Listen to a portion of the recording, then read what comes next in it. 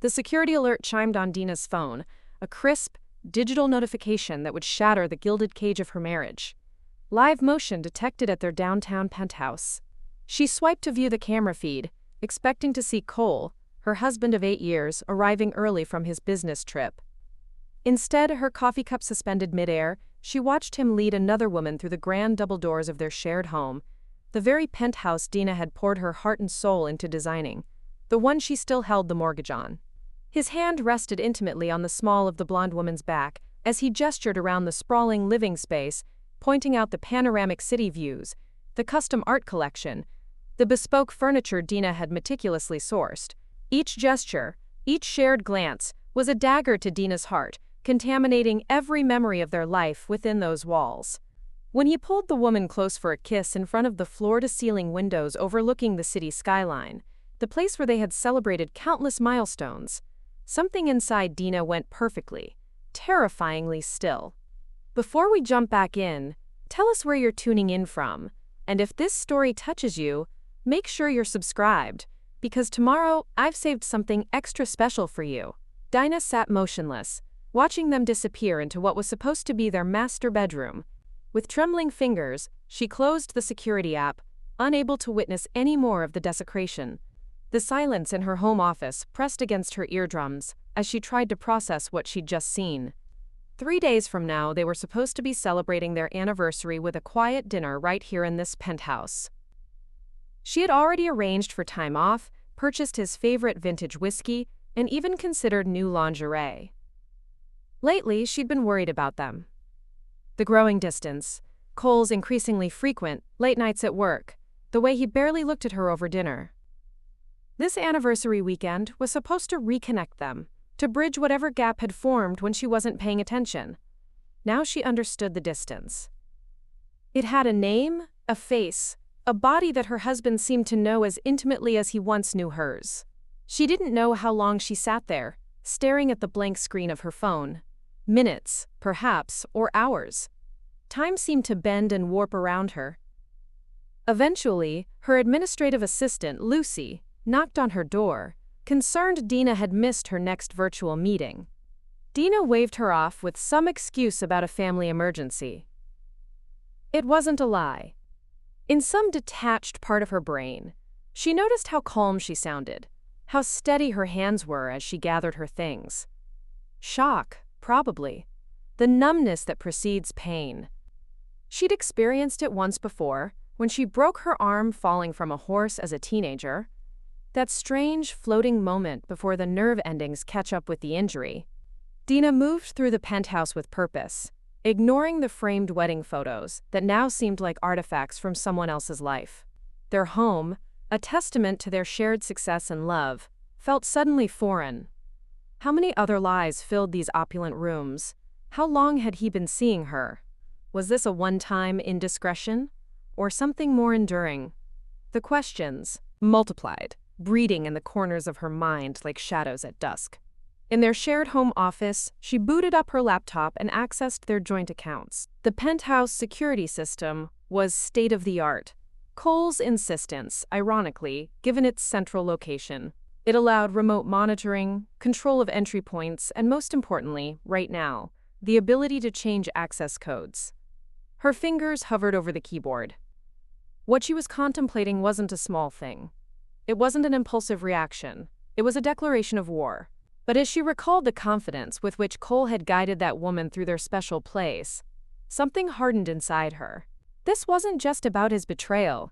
It was about his audacity, his disrespect, his assumption that she would remain ignorant while he desecrated what they'd built together. Dina changed the door codes first, then the alarm system passwords. She revoked Cole's digital key access and authorized a complete security protocol update. The system asked if she wanted to push notification of these changes to all registered users. She clicked no, let him discover it when he tried to leave.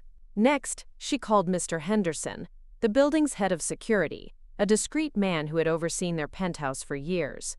Mr. Henderson, her voice sounded strange to her own ears, flat, controlled. I need a favor, and I need your discretion. There was a pause. Of course, Ms. Vance, anything. Dina took a breath. Cole is in the penthouse with someone he shouldn't be. I've changed the security codes, but I need you to change the physical locks on the main entrance as soon as possible. Today. Another pause, longer this time. Mr. Henderson was nothing if not perceptive. I understand. I can be there in an hour. Do you want me to confront them? No, Dina cut him off. Just change the locks. If they're still there, simply say it's scheduled maintenance I arranged weeks ago. Don't engage beyond that. And if they leave before you arrive, then change them anyway. And Mr. Henderson, I'd appreciate it if you could keep an eye on the property over the next few days. Let me know when they leave. Consider it done, he said without hesitation. I'm sorry, Ms. Vance. Dina thanked him and hung up, feeling the first crack in her composure. Mr. Henderson's simple expression of sympathy threatened to unravel the tight control she'd maintained since watching that security footage. She pushed the feeling down. She couldn't afford to fall apart. Not yet. She had one more call to make. Her sister, Clara, answered on the third ring. Hey, stranger.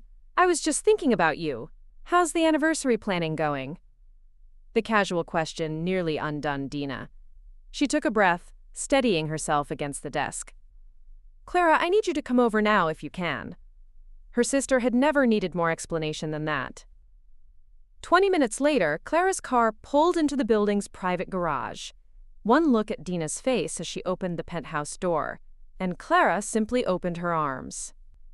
That's when the numbness finally gave way, and the pain came crashing through. 3 years before her world imploded on an ordinary Tuesday afternoon, Cole and Dina were considered the power couple among their friends. Dina ran a successful interior design firm that specialized in luxury residential spaces, while Cole had climbed to senior partner at his investment banking firm. They lived in this renovated penthouse in the city's most exclusive building, hosted dinner parties that their friends talked about for weeks, and seemed to have mastered the elusive work-life balance that everyone chased. When they found the penthouse, it was during a weekend stroll through a new high-rise development. They weren't even looking for property, just enjoying the city scenery, stopping at high-end boutiques, trying to remember what it felt like to exist without deadlines and client expectations. Let's take a look at the sky-high units, Cole had suggested, pointing to the gleaming glass tower. I want to see the view. The penthouse was the last unit they saw, and it was breathtaking. Perched on the top floor, overlooking the entire cityscape, with floor-to-ceiling windows framing the iconic skyline. It's a shell, the realtor had warned when they called the number on the sign. Previous owners abandoned the project years ago. The view's the only thing of value. Cole and Dina saw something different. They walked through rooms thick with dust and potential, imagining what could be. A family could live here once, raise children, celebrate holidays, weather storms, both literal and figurative. The bones of the place were solid, despite the cosmetic neglect. We could bring it back, Dina whispered, standing in what would become their master bedroom, looking out over the twinkling city lights. Cole squeezed her hand. We could make it ours. They made an offer that day, significantly under asking price given the condition. When it was accepted, they spent the next 18 months overseeing the transformation, slowly turning the neglected shell into their urban sanctuary. Dina designed, Cole executed. They argued over marble choices and smart home integrations, and whether the kitchen island should be a single slab or a waterfall design. They compromised. They created. The penthouse became their escape, their refuge from demanding careers and social obligations. They had rules. No work calls, no checking emails after 9 p.m., no discussing clients or office politics. Just them, reconnecting with each other and with the simpler pleasures.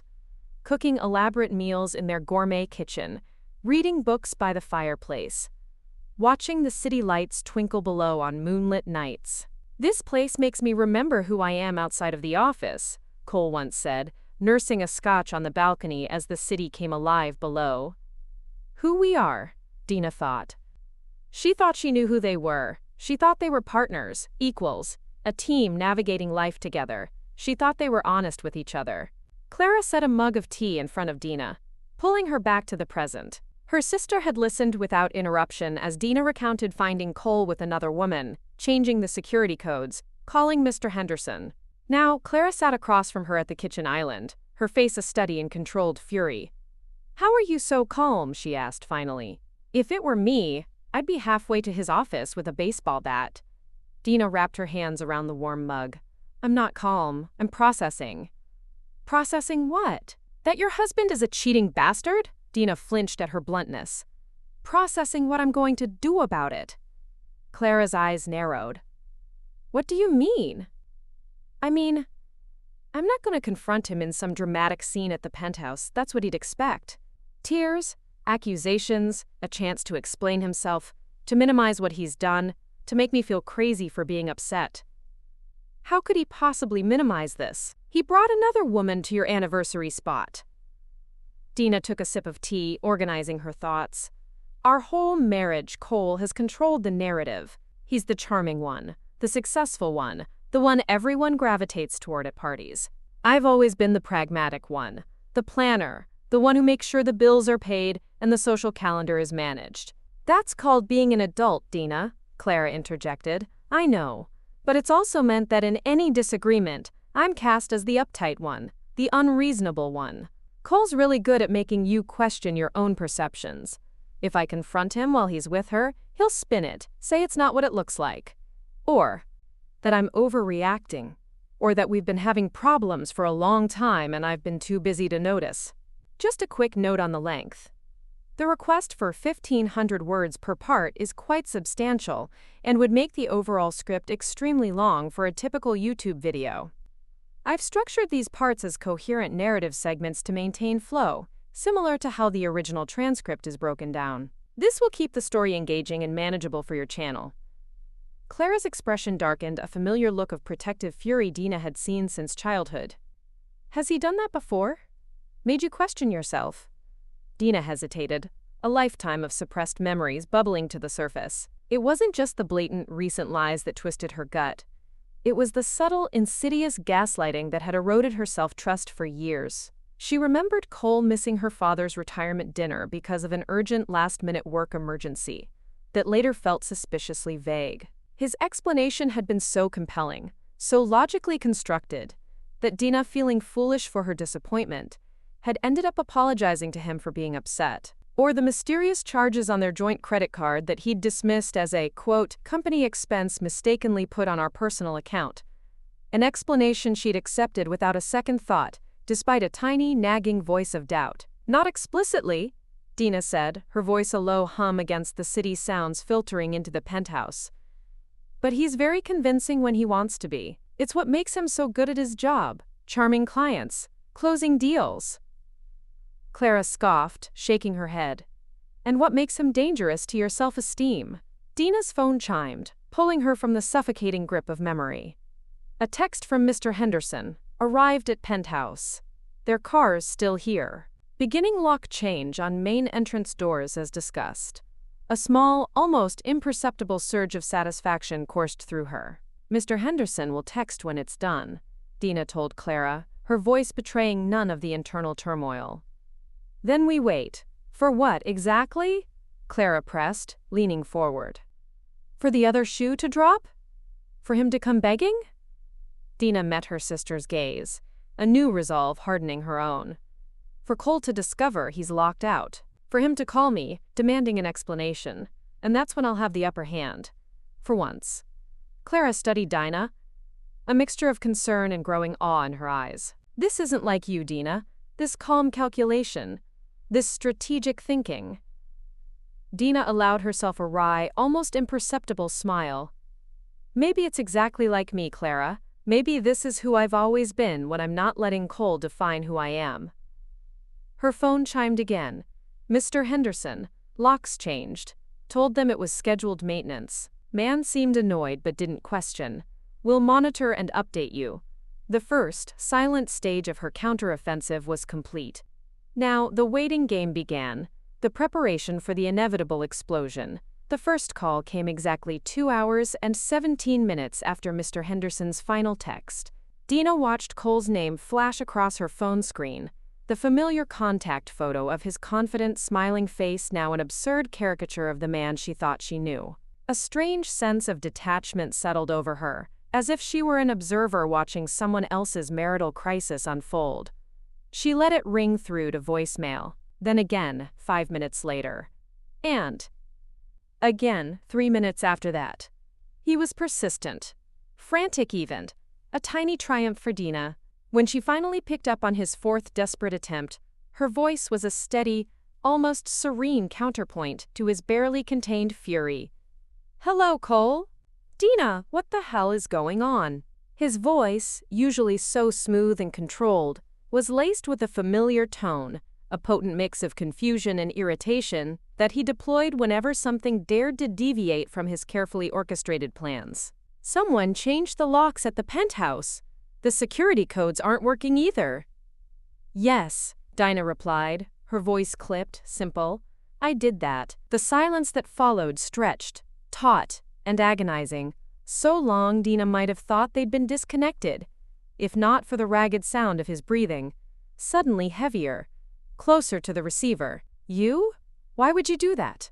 His voice had shifted, softened, became cautious, almost pleading. The shift was precisely what Dina had anticipated. "I think you know why." She kept her responses short, denying him any opportunity to seize control of the conversation, to spin his narrative. Another agonizing pause. Dina could hear muffled sounds, indistinct whispers, as if he'd covered the phone to speak to someone else. Her stomach clenched, a sickening image flashing in her mind. Cole, perhaps gesturing in frustration to the blonde woman, mouthing that his crazy wife was being difficult. "Listen, Dinah, I don't know what you think is happening, but you're jumping to conclusions here." His voice was back, even smoother now, the practiced, reassuring tone he used to diffuse tense client situations, to butter up a difficult board member. "I'm at a work retreat. Marshall brought the team up here for strategy sessions." Dina almost laughed, a bitter, hollow sound that caught in her throat. The absurdity of his lie was insulting. "Is that so?" she drawled, a sarcastic lilt entering her tone for the first time. "And does your strategy session include taking your colleague to our master bedroom? In our penthouse?" His sharp intake of breath told Dina everything she needed to know. The game was up. "The penthouse has security cameras, Cole. I saw you arrive. I saw who you arrived with. I saw everything." "Dina," his voice took on a pleading, desperate edge. "It's not what it looks like. Please, let me explain." The cliché, uttered with such sincerity, almost made her laugh out loud. "It looks exactly like what it is, Cole. You bringing another woman to our penthouse, to our bed, while telling me you were at a quote,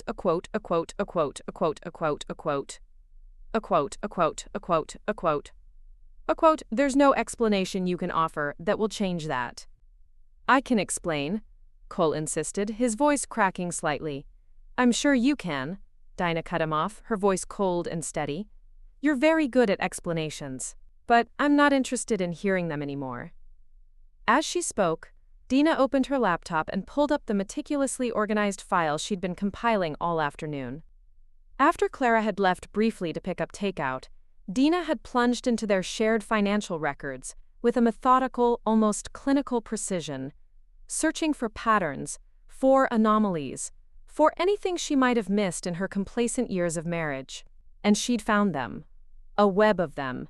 Charges at high-end restaurants she'd never been to, often in different parts of the city, weekend work trips that consistently coincided with suspicious credit card activity, always in locations just a few hours' drive away. And then, the piece de resistance, a secret bank account linked to their joint finances that she'd stumbled upon purely by accident, a sub-account designed to remain hidden from casual scrutiny. "What happens now, Cole?" she asked, her voice quiet, almost eerily calm. He was assessing the damage, she knew, frantically trying to calculate his next move, to find the path of least resistance. "Now you can enjoy your weekend with your girlfriend," Dina stated, her voice as flat and emotionless as a ledger sheet. "But you'll need to find new accommodations. Your access to the penthouse has been permanently revoked." "You can't just," he sputtered, incredulous. Actually, I can, Dina interrupted, a sliver of triumph cutting through her composure. The penthouse is in my name, Cole. If you check the property records, which I'm guessing you never bothered to do, you'll find that while both our names are on the mortgage, the deed lists me as the sole owner. The irony was delicious. A bitter-sweet victory. It had been Cole's idea, years ago. Something about tax advantages given Dina's business structure. A detail he had clearly forgotten, or perhaps, in his arrogance, never thought would matter. Another muffled conversation on his end. More urgent whispers. Dina pictured him pacing their luxurious living room, running a frantic hand through his perfectly coiffed hair, the way he did when stressful situations he couldn't control, slipped beyond his grasp. "This is ridiculous," he finally roared, anger bleeding through his thin veneer of composure. "Where am I supposed to go? We're 3 hours from home. It's Friday night." "That sounds like a problem you created for yourself, Cole," Dina replied, her voice cool, collected. "I suggest you start with the Four Seasons. They usually have vacancies this time of year, even last minute." She heard him exhale sharply, a sound of sheer frustration. "And our anniversary weekend? We're supposed to be there together in 3 days." The sheer audacity of his words was breathtaking, almost comical. "There is no anniversary weekend, Cole. Not anymore." Dina ended the call before he could respond, setting her phone down on the polished kitchen counter with trembling fingers, the last vestiges of her composure threatening to shatter. Only then, with the line dead, did she allow herself to acknowledge the warning signs she'd been ignoring for months, perhaps years. The late nights at the office that had become more frequent, bleeding into business trips that seemed to multiply on his calendar. The way he'd stopped asking about her day, stopped sharing details about his. The diminishing intimacy, always explained away by stress and schedules. The password on his phone that hadn't existed before, justified as a new company security policy. But there had been earlier signs too, subtle shifts she'd attributed to the natural evolution of a long-term relationship. Cole checking his phone constantly during their rare dinners together, his attention always divided. The mysterious text messages that made him smile in a way he no longer smiled at her, a private, knowing smirk. His sudden, almost obsessive interest in his appearance, new designer clothes, a different haircut, an expensive gym membership he actually used, rather than just paid for. Clara had noticed before Dina had, 6 months ago, during a girls' night at her penthouse. She'd watched Cole leave for a client dinner, dressed in his best suit, freshly shaved, wearing cologne Dina had given him for Christmas but that he rarely used. "He's putting in a lot of effort for clients," Clara had observed after he left, her voice carefully neutral, her eyes missing nothing. Dina, ever the loyal wife, had dismissed her concern. "Image is everything in his industry, Clara. First impressions, you know." Clara hadn't pushed, but the look she gave Dina contained a silent warning, a premonition Dina hadn't been ready to receive. Or perhaps, she simply hadn't wanted to. Dina's phone buzzed, a soft vibration against the polished countertop. A text from Mr. Henderson. "They're packing up. Looking angry. Should I stay out of sight?" A flicker of grim satisfaction. "Yes." "Let me know when they leave," Dina replied quickly. As she set the phone down, it immediately began ringing again. Cole. She silenced it and watched as a text appeared instead. "We need to talk about this like adults. Stop being childish." His attempt to flip the script, to cast her as the unreasonable emotional one, was so predictable it almost made her sad. The man she'd married, the man she thought she knew, was nothing more than a carefully constructed facade, a series of calculated performances. And now that she could see through it, she wondered how much else of their life together had been an illusion, a role she unknowingly played in his grand deception. Dina's phone chimed again with another text from Mr. Henderson. "They've left. Heading out of the building." His car seemed to be going towards the city limits. The first, direct confrontation was over, the battle for the penthouse momentarily won. But Dina knew Cole well enough to understand this was just the beginning of a much larger war. By evening, Cole's tactics had predictably evolved from raw demands to carefully calibrated diplomacy. His text messages shifted from accusatory, "This is completely unreasonable, Dina," to conciliatory, "Let's talk this through, please. We can fix this," to outright apologetic. "I made a mistake. A terrible one. We can work through this, I promise." Dina read each one without responding, watching his desperation grow with each unanswered plea. Clara returned with a bounty of comfort food from their favorite Thai place and a bottle of their preferred Cabernet Sauvignon. "Any word from Mr. Henderson?" she asked, unpacking containers of aromatic noodles and curries onto the island. "They left about an hour ago," Dina replied, showing her phone. "Heading towards some hotel, I imagine." Clara nodded, then asked, "And Cole?" Dina scrolled through his latest messages, showing them to Clara. "Cycling through his playbook of manipulation techniques. He'll be calling mutual friends next, trying to spin the story before I can even breathe." As if on cue, Dina's phone lit up with a call from Allison, her closest friend besides Clara, someone who had stood by her through thick and thin for decades. She showed the screen to her sister. "Right on schedule," Clara muttered. "You're not going to answer?" Dina shook her head. "Not yet. I need to get my affairs in order first. And make sure I'm telling my story, not reacting to his." "Affairs being the operative word," Clara muttered darkly, pouring wine into 2 crystal glasses. While they ate, Dina recounted everything she'd discovered during her afternoon of ruthless financial investigation. The secret bank account, opened 3 years ago, around the time Cole had started traveling more frequently. The credit card statements showing patterns of spending at high-end restaurants and exclusive hotels, often in cities just a few hours' drive from their home, places Cole claimed were quote, business only. There were even jewelry purchases Dina had never received, spa packages for 2, weekend getaways disguised as quote, client entertaining. "This wasn't a one-time thing," Dina said, pushing her fork around her plate, the food suddenly tasteless. "This has been going on for years. He built a whole parallel life, Clara." Clara's expression darkened, her initial anger calcifying into something cold and resolved. "Do you know who she is? The woman from the penthouse?" Dina shook her head. "I got a good look at her face on the security footage, but I don't recognize her.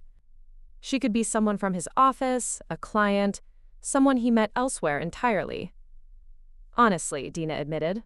"Does it matter? The betrayal would be the same, regardless of who she is." Dina's phone began ringing again. This time, it was Marcus, Cole's best friend since college, a man who had stood as Cole's best man at their wedding. Dina declined the call. "He's rallying the troops," Clara observed. "Of course he is. Cole hates losing control of any situation." Dina took a sip of wine, the warmth doing little to thaw the ice in her stomach. "He's trying to get ahead of the story, make sure his version reaches everyone first, which is why you should be talking to your friends, telling them the truth," Clara prompted, her voice firm. Dina set her glass down. "I will, but first, I need to secure more than just the penthouse. I need to secure my entire future. Preparing and narrating this story took us a lot of time, so if you are enjoying it, subscribe to our channel, it means a lot to us."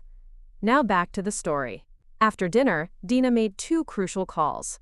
The first was to her attorney, Mario, a sharp, no-nonsense divorce lawyer known for his aggressive tactics. He listened without interruption as Dina laid out the sordid details, the security footage, the secret bank account, the mortgage twist. Mario agreed to meet her first thing in the morning, his voice grim but resolute. The second call was to her bank, where she requested an immediate freeze on all their joint accounts. She had her own business accounts, which Cole couldn't touch, but most of their household finances flowed through shared accounts. Not anymore. She felt a profound shift in power with each click and confirmation. When she finished, she found Clara sitting on her sofa, scrolling through her phone with a deepening frown. "What?" Dina asked, recognizing her sister's troubled expression. Clara hesitated. "Cole's been busy. She turned her phone toward Dina, showing a group text from him to their shared circle of friends. Worried about Dina. She's not answering calls, texts. If anyone hears from her, please let me know she's okay. We had a misunderstanding. A misunderstanding? Dina repeated, her voice flat, devoid of emotion. That's what he's calling it? Classic misdirection, Clara confirmed, rolling her eyes. Makes it sound like you're the one being unreasonable? Emotional even, while positioning himself as the concerned husband who's being ignored in a tough time. Dina's phone buzzed again. Another friend checking if she was okay. Then another, and another. Cole's strategy was working. He'd successfully framed the narrative as a concerning situation where Dina was behaving erratically, rather than a husband caught in a years-long deception. You need to respond, Clara urged. Otherwise, he controls the entire story. Clara was right. Dina drafted a simple text and sent it to the friends who had reached out. I'm fine. Taking some space after discovering Cole at our penthouse with another woman. Would appreciate privacy right now. Direct. Factual. Unemotional. Within minutes, her phone was flooded with messages of shock, support, and a deluge of questions. Dina silenced it, unable to deal with the emotional labor of managing other people's reactions to her crisis. Not yet. You should stay with me tonight, Clara suggested, her voice soft with concern. He'll probably come here when he gets back to town. Dina shook her head. No. This is my penthouse too. I'm not leaving. Dina, I need to be here, she insisted. There are financial documents, legal papers, things I'll need for my meeting with Mario tomorrow. Besides, I'm not hiding from Cole. I'm not the one who did anything wrong. Clara looked skeptical but didn't argue further. Then I'm staying here with you. Dina was about to protest when her phone lit up with a text from a number she didn't recognize. This is Allison, Cole's friend. I think we should talk. Dina stared at the message, her pulse quickening. Cole didn't have a friend named Allison. The only Allison in their lives was Dina's friend. Could it be? What is it? Clara asked, noticing Dina's sudden stillness, the way her eyes widened as she stared at her phone. Dina showed her the text. This is Allison, Cole's friend. I think we should talk. Clara's eyes widened. Are you going to respond? Dina studied the message, her mind racing through the possibilities. This was entirely unexpected. The other woman reaching out directly? Was it a trap, a ploy Cole had orchestrated to make Dina look unreasonable if she refused? Or did Allison genuinely have something important to tell her? Yes, Dina decided, a slow, calculated resolve settling over her. But not right now. First, I need to find out who she actually is. She took a photo of the message and sent it to Mr. Henderson with a quick text. Can you zoom in on the security footage of the woman at the penthouse? I need a clearer image of her face. He replied almost immediately. We'll send you screenshots within the hour, Ms. Vance. Meanwhile, her laptop pinged with an email notification from their credit card company. Unusual activity alert. Approve or deny. Dina logged in to find Cole had just checked into the prestigious St. Regis Hotel downtown and charged it to their joint credit card, the one she hadn't yet frozen. The room was reserved for 3 nights, their anniversary weekend. He had taken her there instead. Something cold and resolute settled in Dina's chest. Whatever doubts she might have harbored about her course of action vanished in that moment. Cole wasn't just a cheater. He was systematically cruel, bringing his mistress to the places that meant the most to them, deliberately contaminating their memories. Dina denied the charge, then froze the credit card. Let him explain that to his girlfriend. Mr. Henderson's email arrived just before midnight, containing several high-resolution screenshots from the penthouse's security footage. Dina sat at the kitchen island, Clara leaning over her shoulder, as she opened the attachments. The woman's face came into sharp focus.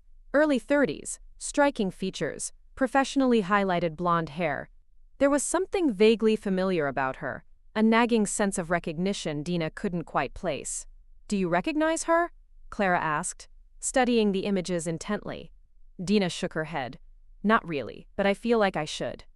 She downloaded the clearest photo and ran a reverse image search online. Nothing. Then, on a hunch, she navigated to Cole's company website and began scrolling through their team page. There! Clara pointed suddenly, her finger jabbing at the screen.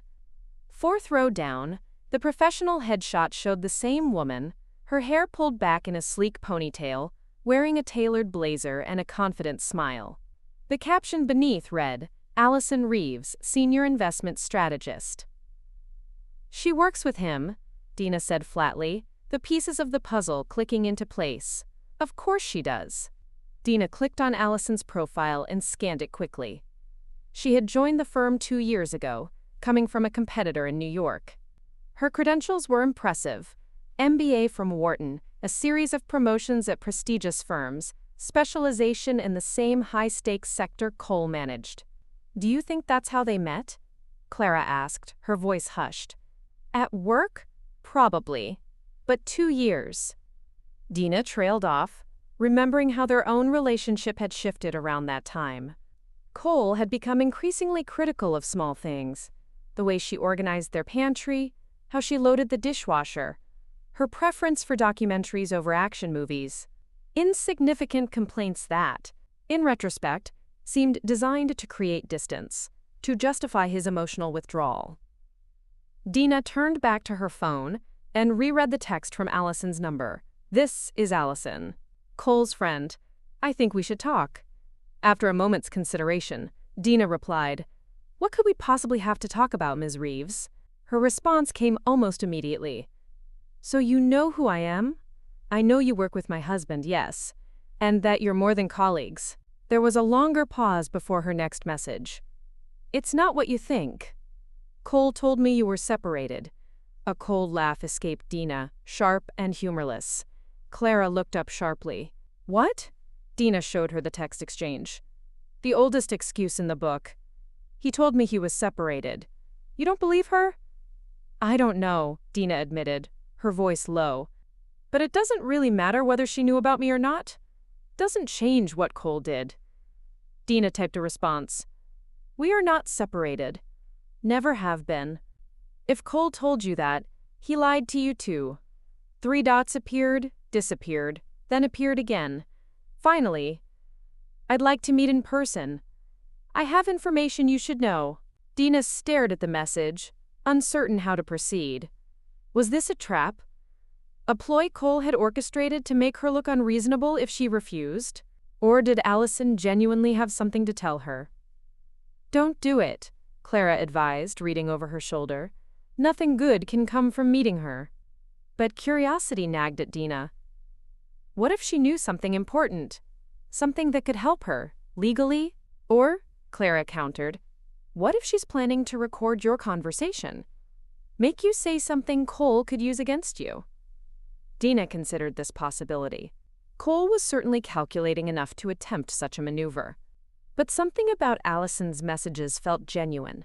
The immediacy of her responses, the directness of her approach. Before Dina could decide how to respond, her phone rang. Cole again. This time, Dina answered. "The credit card was declined," Cole said without preamble, his voice tight with controlled anger. "And I can't access our checking account." "Yes," Dina replied simply. "You froze our accounts?" It wasn't a question, but a disbelieving accusation. "I protected our assets from further misuse," Dina corrected, her voice even. "Given that you've been spending our joint funds on your girlfriend for what appears to be years." A sharp inhale from his end. "Dina, this is getting out of hand. You're acting irrationally." "Is that what you're telling everyone?" Dina kept her voice level, despite the anger building in her chest. "That I've lost my mind? That this is just a misunderstanding?" "I'm concerned about you," he said, his tone softening into something patronizingly gentle. "This isn't like you, lashing out like this. Protecting myself isn't lashing out, Cole. It's a rational response to discovering my husband has been living a double life. I made a mistake," he conceded, his voice dropping into the remorseful register he used when trying to diffuse client anger. "One I deeply regret." "One?" Dina cut him off. The separate bank account you opened 3 years ago suggests otherwise. The pattern of hotel charges and restaurant bills for two says this has been going on for a very long time. Silence stretched between them, heavy with unspoken accusations. When he spoke again, his voice had lost its practiced smoothness. You went through our financial records? Of course I did, Dina replied calmly. The moment I saw you with her, I started looking for what else you might be hiding. Another pause. Dina could almost hear him recalculating, adjusting his strategy. Where am I supposed to stay tonight? He finally asked, a hint of genuine uncertainty in his voice. You've locked me out of both homes and frozen our accounts. That sounds like a problem for you and Allison to solve, Dina replied coolly. Perhaps one of you has a corporate card you can use. You've spoken to Allison? Sharp. Alarmed. Interesting. He hadn't expected that. We've been in touch, Dina said vaguely, wanting to see how he'd react. Whatever she told you. Good night, Cole.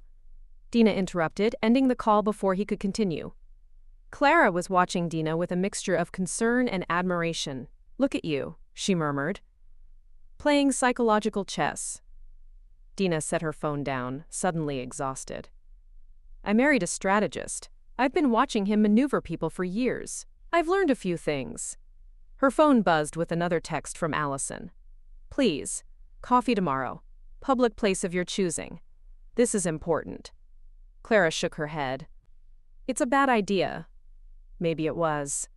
But Cole's reaction to learning Dina had spoken with Allison suggested there was something there, something he didn't want Dina to know. Dina replied, Riverside Cafe, 10 a.m., come alone. Her response was immediate. I'll be there. As she set her phone down, Dina felt a strange sense of calm descend. The initial shock had worn off, leaving behind a clear-eyed determination she barely recognized in herself. For years, she had been the accommodating one, the reasonable one, the one who smoothed over conflicts and kept their life running while Cole charmed his way through the world. But that woman was gone. In her place stood someone who saw clearly for the first time not just Cole's betrayal but the subtle ways he had diminished her over the years, making her doubt her perceptions, question her worth, shrink herself to fit the role he had assigned her. What are you thinking? Clara asked quietly. Dina looked up at her sister, the one person who had always seen her clearly, even when Dina couldn't see herself. I'm thinking that losing Cole might be the best thing that ever happened to me. Dina arrived at Riverside Cafe 20 minutes early, deliberately choosing a table with her back to the wall, facing the entrance. A small voice recorder sat in her purse. Clara's suggestion, one Dina initially resisted but ultimately accepted. You don't know what she'll tell you, her sister had insisted. Better to have proof.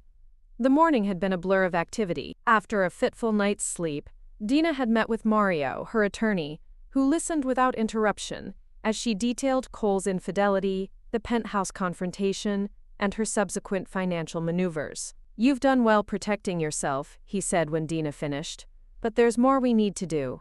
They spent an hour discussing strategy, what documents Dina needed to gather, what assets needed to be secured, how to document Cole's years of deception. Dina left with a clear action plan, and Mario's promise to begin drafting divorce papers immediately. Don't make any major decisions yet, he cautioned, but let's be prepared. Now sipping a cappuccino and watching the cafe door, Dina felt oddly composed.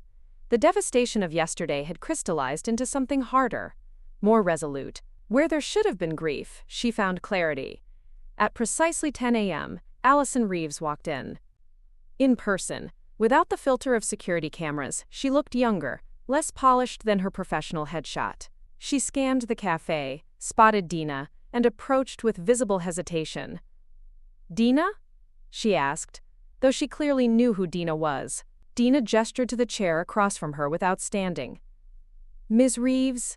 Allison sat, placing her handbag carefully on the empty chair beside her. Up close, Dina could see the tension in Allison's shoulders, the slight redness around her eyes suggesting a sleepless night. Thank you for meeting me, Allison began, her voice firmer than Dina expected. I know this is unconventional. That's one word for it, Dina replied, her voice flat. You said you had information. I'm listening. Allison ordered a coffee when the server approached, then waited until they were alone again before continuing. "Cole lied to me," she said bluntly. "For over a year, he told me he was separated, that you were living apart and quietly finalizing your divorce." Dina studied Allison's face, looking for signs of deception. Found none. "And you believed him?" "I had no reason not to." Allison met Dina's gaze directly. "The hours he spent with me, the weekends away, it all seemed consistent with someone who was single, or nearly so. Except for the wedding ring he still wears." Allison flinched slightly. "He said it was for appearances at work, that the senior partners were traditional and might overlook him for promotion if they knew he was divorcing." Dina almost laughed at the absurdity of the lie. "And you never thought to verify any of this? Never looked us up online? Never questioned why he never introduced you to his friends?" "He did introduce me to his friends," Allison countered. "To Marcus. To several colleagues. They all corroborated his story, that you'd been having problems for years, that it was just a matter of time." That stopped Dina. Marcus knew. Cole's closest friend, someone who had been in their wedding, who had dinner at their penthouse monthly, had participated in this deception. "Marcus told you Cole and I were separated?" Dina asked carefully. Allison nodded. "He said you'd been having problems for years, that it was just a matter of time." A cold weight settled in Dina's stomach. The betrayal expanded beyond Cole, encompassing people she'd considered friends. How many others knew? How many had covered for him, smiled to her face while knowing what was happening behind her back? "That's not why I asked to meet," Allison continued, interrupting Dina's spiraling thoughts. "Last night, after you changed the locks at the penthouse, after the hotel card was declined, Cole was different." "Different how?" Dina pressed. "Angry. Calculating." Allison hesitated. "He made some calls. I only heard parts of the conversations, but he was talking about offshore accounts, about moving assets, names I didn't recognize. And then—" Allison stopped abruptly. "And then what?" Dina prompted, her voice tight. "He got a call that seemed to upset him," Allison continued, her gaze fixed on her coffee cup. "After that, he told me he had to go back to the city immediately, that something had come up with work. He left me at the hotel to find my own way back." "When was this?" Dina asked sharply. "Around midnight." Dina processed this information, trying to make sense of it. Cole had left the hotel, headed back to the city. Was he coming home? Planning some countermove?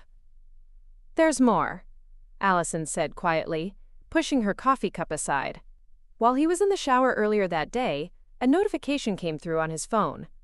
I shouldn't have looked, but it was right there, and I—" She pulled out her own phone, scrolled through it, and turned the screen toward Dina. "I took a screenshot." The image showed an email notification, "Transfer complete. Came in account ready per instructions." "This was yesterday?" Dina asked sharply, her eyes widening. Allison nodded. "After you called him about the penthouse." "I didn't think much of it at the time, but after hearing those later phone calls." She leaned forward, her voice dropping to a conspiratorial whisper. "I think he's hiding money, Dina. Significant amounts of money." Dina's mind raced. If Cole was moving assets offshore, it meant he was preparing for divorce, trying to shield resources from being divided. But why now? The timing suggested he'd been planning this before Dina discovered his affair. "Why are you telling me this?" Dina asked, watching Allison carefully. "Why take his side?" "I'm not taking sides," Allison replied firmly, meeting Dina's gaze directly. "I'm doing what I wish someone had done for me 3 years ago." "What do you mean?" Allison took a deep breath. "My ex-husband did the exact same thing Cole is doing to you. The lies, the gaslighting, the hidden finances. By the time I figured it out, he'd moved everything of value beyond my reach. I lost everything. My home, my savings, even my credit score. I'm still rebuilding." Dina studied Allison, searching for signs of manipulation or deception. She found only what appeared to be genuine regret, a shared history of betrayal connecting them. "When did you realize Cole had lied about us being separated?" Dina asked, the crucial question. When you texted me back last night, Allison confessed. The way you responded, so certain, so clear. It didn't match what Cole had told me about you. She looked down at her coffee cup.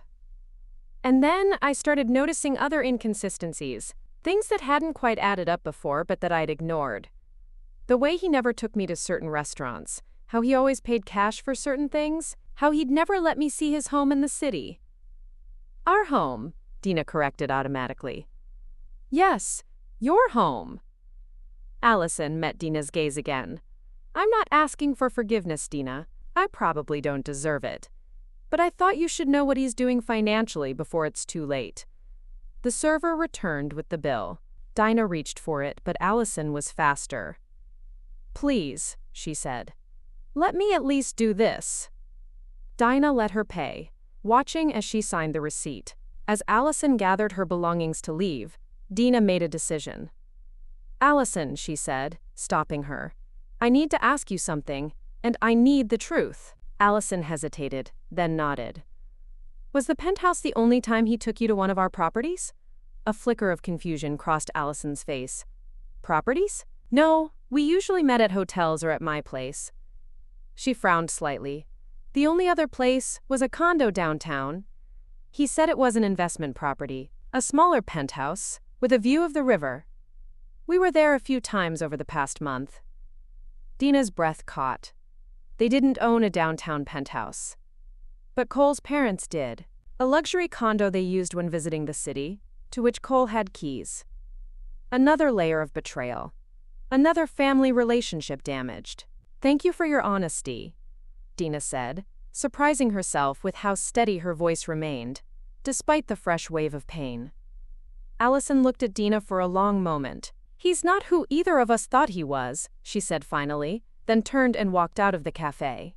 Dina remained seated, the small voice recorder still running in her purse, capturing the silence that followed Allison's departure. The drive home from the cafe was a blur, Dina's mind racing with everything Allison had revealed. Cole was hiding money offshore. His closest friends had supported his deception. He'd even used his parents' luxury downtown condo for his affair. Another layer of betrayal, another family relationship damaged. Dina called Mario from the car, using the hands-free system. I need to meet again, she said when he answered. Cole is moving money offshore. I have evidence. Come now, he replied without hesitation. I'll clear my schedule. By the time Dina reached Mario's office, she had already forwarded him the screenshot Allison had sent her. The recording of their conversation was uploading to a secure server. Clara had helped her set up a digital vault for evidence that Cole couldn't access. This complicates things, Mario said, studying the email notification on his screen. But it also strengthens your position considerably if he's attempting to hide marital assets. What do we do? Dina asked, her voice steady. We file. Immediately. Today? Mario stated, looking up from his computer. And we request an emergency injunction freezing all assets. We'll need a judge to sign off, but with this evidence, I believe we can get it done. Dina nodded, a strange, grim calm settling over her despite the escalating situation. Do it. While Mario worked on the filing, Dina stepped into his conference room to call Cole's mother, Eleanor. As she was about to dial, a text came through from an unknown number. This is Cole's mother, Eleanor. We need to talk. Can you come to our house this afternoon? Dina stared at the message, caught off guard. Eleanor and Richard Taylor had always been kind to her, welcoming her into their family with genuine warmth. Unlike many of Cole's wealthy friends, they had never made Dina feel like an outsider, despite her more modest background. The thought of them learning about Cole's betrayal, especially his use of their condo, brought a fresh wave of pain. Dina replied, I can be there at 3. The response was immediate. Thank you. Just you, please. By the time Dina left Mario's office, the emergency injunction had been filed, and they were awaiting a judge's signature. The divorce papers would be ready for her signature that evening, and Cole would be served as soon as he returned to the city. Don't engage with him directly, Mario cautioned as Dina left. If he calls, direct him to me.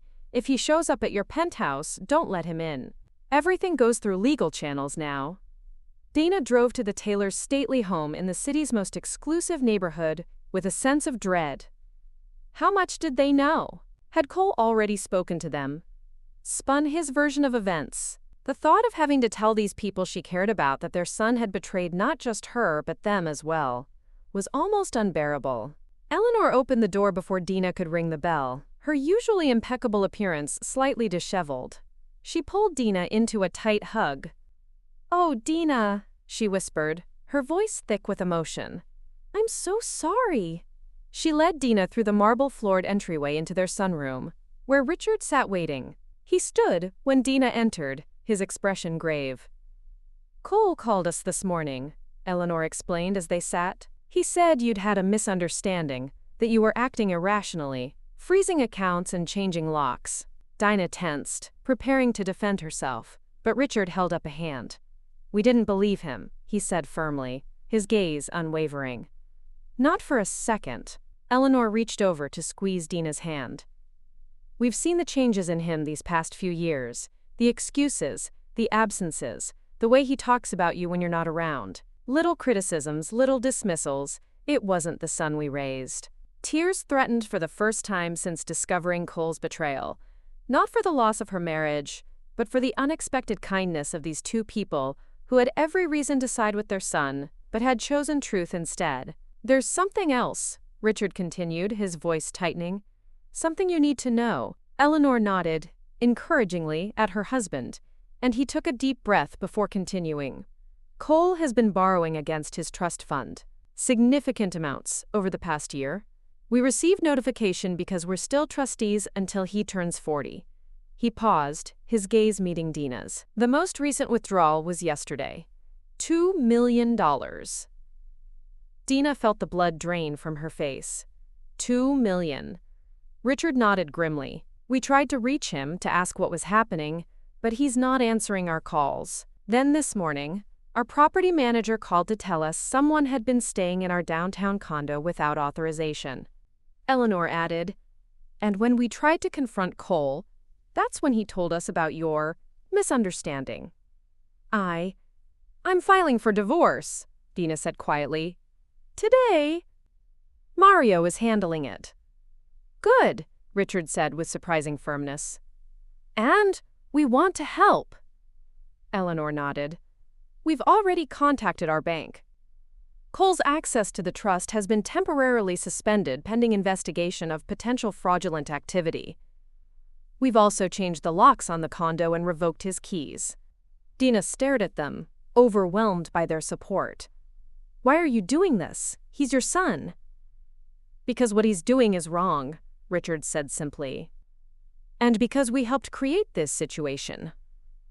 "What do you mean?" Eleanor looked down, guilt evident in her expression. "The money, the privilege, the easy path we provided. We thought we were giving him advantages, but instead, we raised him to feel entitled to take what he wants, without consequences. We failed him as parents," Richard added, his voice tinged with sadness. "But that doesn't mean we should help him hurt you or anyone else." Dina sat in stunned silence, trying to process their unexpected alliance. They weren't just offering moral support, they were actively working to hold their son accountable. "There's one more thing," Eleanor said, reaching for an envelope on the side table. "We want you to have this," she handed Dina the envelope. Inside was a check for $200,000 and a key. "What is this?" Dina asked, confused. "The beach house in North Carolina," Richard explained. "We're signing it over to you. The paperwork is being drawn up now. The money is to help you rebuild, however you choose." Dina tried to hand it back. "I can't accept this." "You can, and you will," Eleanor insisted, her gaze gentle but firm. "It's not a gift, it's restitution. Cole took years of your life, your trust, your security. This is the least we can do. Besides," Richard added with a sad smile, "you're the one who found that property, who oversaw the renovation, who made it beautiful. Cole just paid for it with family money. He didn't earn it. It belongs with you." Dina looked down at the check, the key, feeling a tangle of emotions she couldn't begin to unravel. The beach house had been purchased 3 years ago, a Taylor family property in name, but one Dina had poured her heart into designing. She'd always loved it more than Cole had. "Think about it," Eleanor said gently. "You don't have to decide today." As Dina drove home, the envelope sat heavy in her purse. The Taylor's offer represented a future Dina hadn't allowed herself to imagine yet, one where she wasn't fighting Cole for every penny, where she had the resources to start over on her own terms. It was tempting, so tempting, but it also felt like a test. Would she take the easier path, allow Cole's parents to solve her problems? Or would she stand on her own, whatever that might cost her?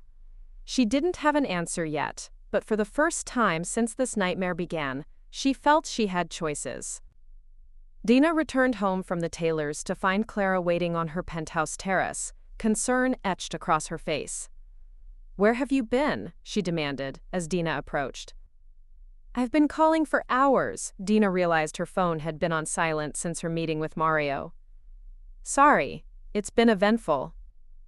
Inside, she told Clara everything. The meeting with Allison, the offshore accounts, the emergency injunction, and finally, the Taylors' unexpected support, and their offer of money, and the beach house. "Take it," Clara said immediately. "After what Cole's put you through, you deserve that and more." Dina sighed, sinking deeper into the plush couch. "It's not that simple. If I take it, I'm still letting Cole's family solve my problems. I'm still tied to them, to him in a way." "It's not solving your problems, it's compensation for damages," Clara countered. "Besides, you said yourself you're the one who renovated that beach house.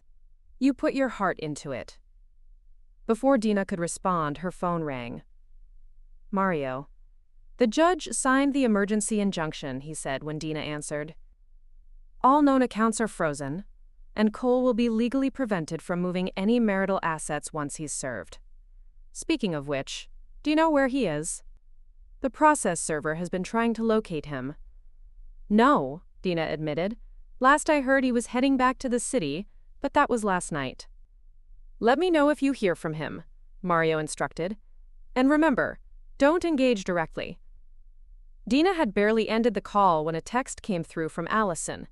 "Cole just called me. He's furious. Says you're trying to ruin him. Be careful." Dina showed the message to Clara, who immediately stood. "I'm staying here tonight. No arguments." "He won't come here," Dina said, though she wasn't entirely convinced. It would only make things worse for him legally. "People don't always think rationally when they're cornered," Clara replied, already heading to the guest room to prepare it. "Especially people like Cole who aren't used to losing." Dina couldn't argue with that.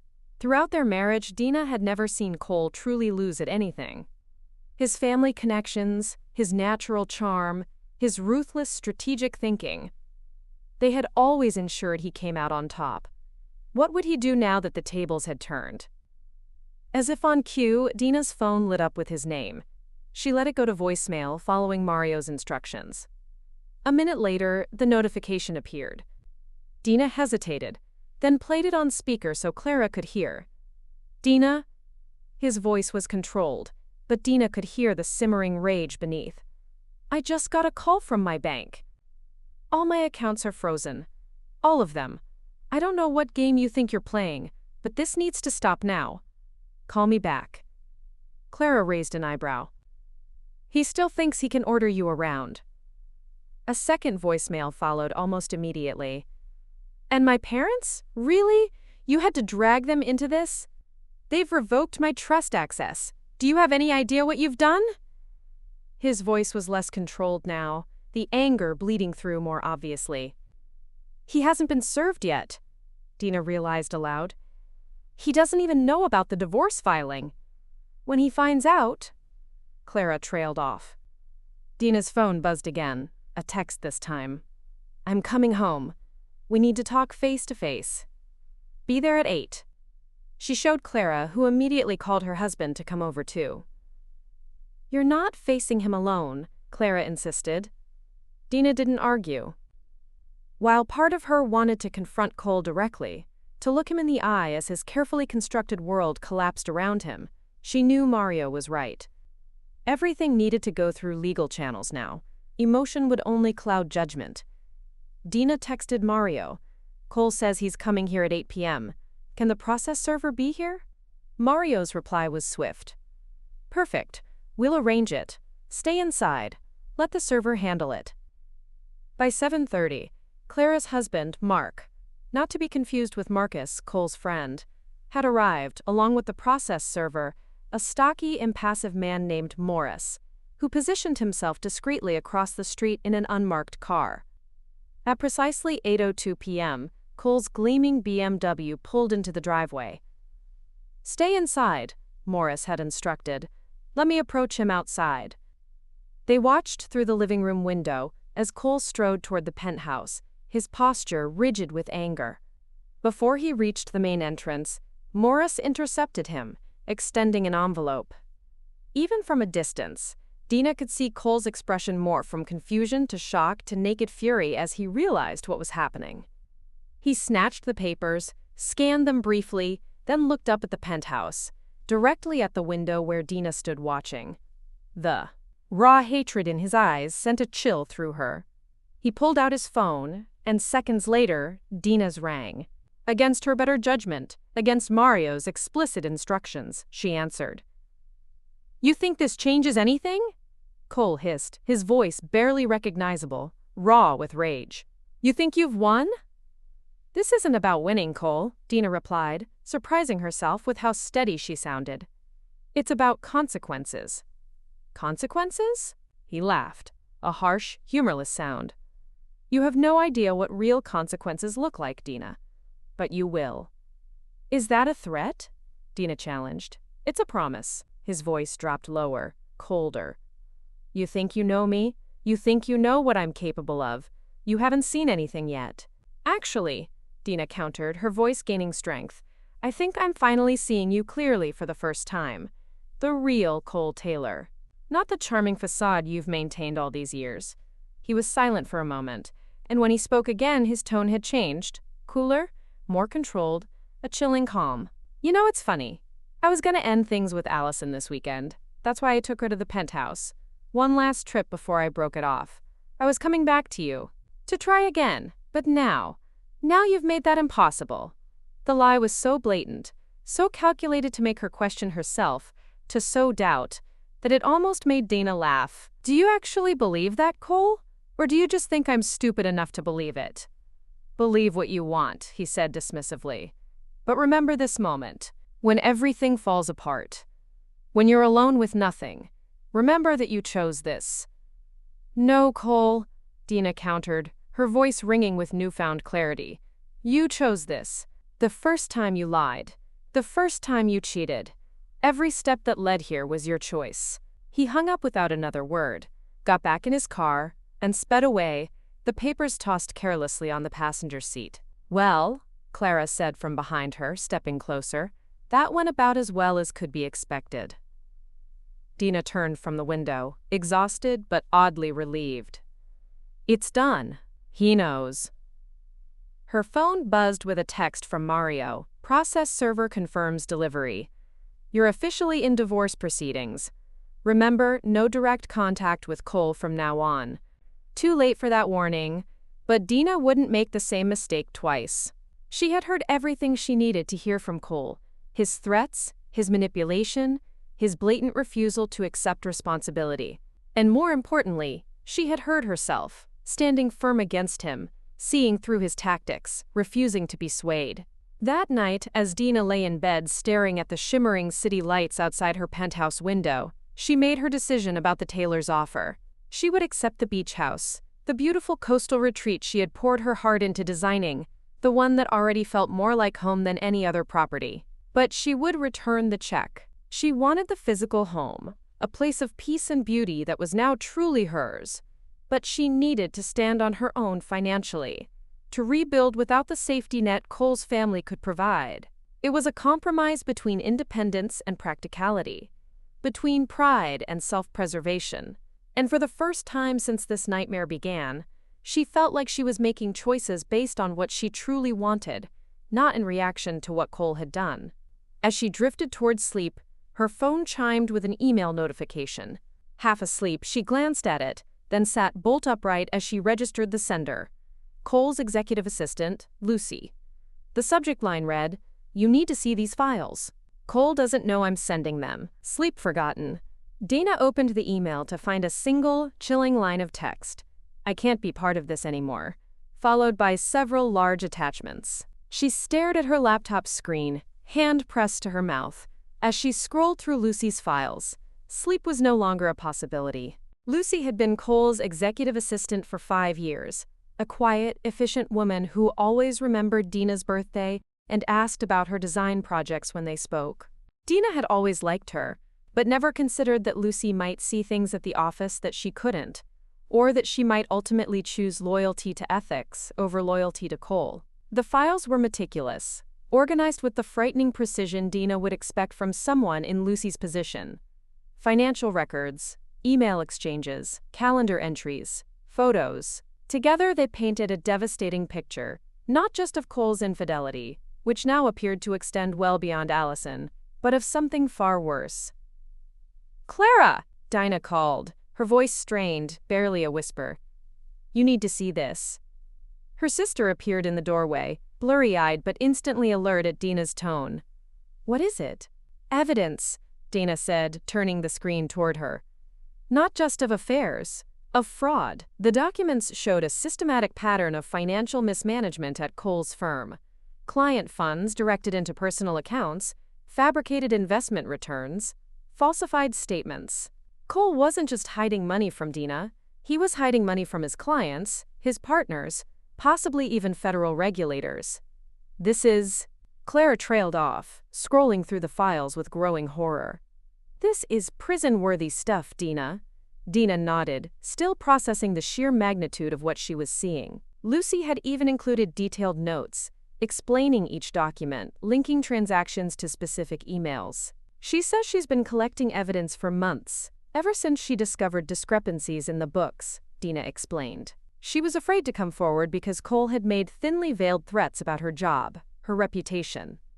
"What changed her mind?" Clara asked. According to her email, Cole asked her to backdate some documents yesterday, after he found out I'd discovered the affair. "He's trying to cover his tracks, make it look like certain transactions happened earlier than they did." Dina pointed to a particular note. "She writes that she can't be complicit in fraud on top of everything else." Clara whistled softly. "So this isn't just about you anymore. This is about Cole potentially facing criminal charges." The realization hit Dina with physical force. This wasn't just a divorce case anymore. The stakes had escalated beyond anything she had imagined.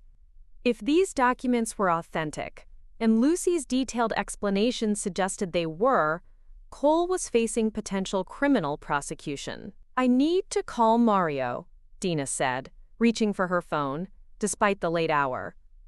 Her attorney answered on the third ring, his voice tense. "Dina, is everything all right?" "I've received documents," Dina explained, trying to keep her voice steady, "from Cole's assistant. They show financial fraud at his firm, possibly going back years. I'm forwarding them to you now." A stunned pause then. "This changes the landscape entirely. Don't discuss this with anyone else. I'll review everything and call you in the morning." Dina barely slept that night. Every time she closed her eyes, she saw the damning evidence, the years of deception extending far beyond their marriage. The man she had built a life with wasn't just unfaithful. He was potentially a criminal. Had she ever really known him at all? By morning, Mario had reviewed everything and called an emergency meeting at his office. He greeted Dina with unusual gravity, ushering her directly into his conference room where a woman Dina didn't recognize waited. "Dina, this is Veronica Walsh," he introduced. "She's a prosecutor with the White Collar Crimes Division.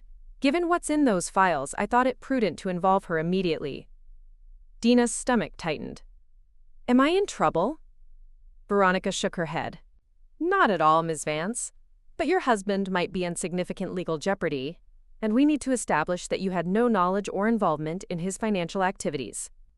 The meeting lasted 3 hours. Dina answered endless questions about their finances, her awareness of Cole's business dealings, when and how she had received Lucy's files. By the end, both Mario and Veronica seemed satisfied that Dina was an unwitting bystander to Cole's schemes. "What happens now?" Dina asked as the meeting concluded. "From a divorce perspective, this strengthens your position considerably," Mario explained.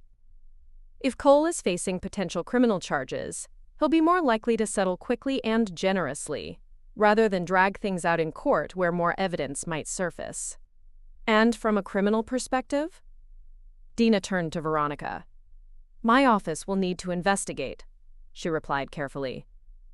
"The evidence is compelling, but we need corroboration. We'll need to speak with Lucy, review original documents, potentially issue subpoenas." "How long will that take?" Dina asked. "Weeks. Possibly months. These investigations are thorough by necessity." Dina nodded, trying to absorb the implications. "Should I be concerned for my safety?" Cole was threatening when he was served the divorce papers. Mario and Veronica exchanged glances. "It might be prudent to take precautions," Veronica advised, her voice gentle but firm. "Not to alarm you, but individuals facing this level of exposure sometimes become desperate." The words hung in the air, heavy with implication. Cole had already demonstrated his capacity for deception, his willingness to threaten when cornered. What would he do if he discovered that criminal charges might be forthcoming? As if reading her thoughts, Mario spoke. "I think you should consider relocating temporarily, Dina. Somewhere Cole wouldn't think to look." "The beach house," Dina said immediately. "The Taylor's offer. I was going to accept the property, but not the money." Mario nodded approvingly. "Perfect. It's not in your name yet. Not a place Cole would associate with you independently of his family. You could leave today, be there by evening." When Dina left the office, a strange calm had settled over her. The shock of Lucy's revelations had given way to a crystalline clarity. The path forward wasn't easy, but for the first time it was clear. She called Eleanor Taylor from the car. "I'd like to accept your offer of the beach house," Dina said when she answered. "But not the money. The property is enough. More than enough." "I understand," Eleanor replied, her voice warm with relief. "The paperwork is ready. We can meet this afternoon to sign everything." "Actually," Dina hesitated, "I was hoping to go there today, to stay for a while." A pause then. "Of course. Richard will have the caretaker prepare everything. Are you all right, Dina?" Dina considered the question. Was she all right? Her marriage was over. Her husband was a fraud in every sense of the word. Her life had been upended in ways she was still struggling to comprehend. And yet, "I will be," Dina said finally, with a conviction that surprised her.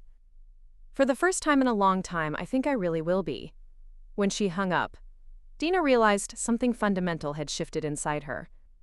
She was no longer reacting to Cole's betrayal, no longer defining her actions in opposition to his. She was moving forward on her own terms, toward a future that had nothing to do with him. It wasn't just a house she was reclaiming, it was herself. The North Carolina coastline unfurled before Dina as she drove the final stretch to the beach house, windows down despite the autumn chill. 5 hours of driving had cleared her head in a way nothing else could have. Each mile had put physical distance between her and the chaos in the city, between the woman she had been and the woman she was becoming. Before leaving, she had set everything in motion with a methodical precision that felt foreign yet satisfying. She met with the Taylors to sign the beach house paperwork, the property officially transferred into her name alone. She arranged for a security company to monitor her penthouse in the city. She forwarded her mail to a P.O. box that Clara would check. She packed only what she needed: clothes, laptop, important documents. The rest could wait. Clara had helped her load her car, her eyes shining with a mixture of worry and pride. "You'll call when you get there?" "The moment I'm settled," Dina promised, hugging her fiercely. "And you'll let me visit next weekend?" I'll text you the security gate code, Dina replied. Now, as she pulled into the private drive leading to the beach house, a strange sense of homecoming washed over her. She had always loved this place more than Cole had. The weathered cedar shingles, the wraparound porch, the panoramic ocean views. She had selected every paint color, every fixture, every piece of furniture during the renovation 2 years ago. In many ways, it already felt more like her home than the city penthouse ever had. The caretaker, Mike, greeted her at the door with keys and a sympathetic smile that told Dina the Taylors had explained at least some of the situation. Everything's ready for you, Ms. Vance. Fresh linens, stocked fridge, security system updated with new codes. Thank you, Mike, Dina said, a genuine smile gracing her lips. And please, call me Dina. Yes, ma'am, Dina. He handed her a folder. These are the new security codes, gate access, everything you'll need. I took the liberty of having the locks changed as well, just to be safe. Dina raised an eyebrow at this unexpected precaution. Mr. Taylor's instructions, he explained, said it was better to be thorough. Dinah nodded, grateful for Richard's foresight. Cole had never shown much interest in the beach house, rarely accompanying her on her frequent visits to oversee the renovation. But he did have keys. Or had, until now.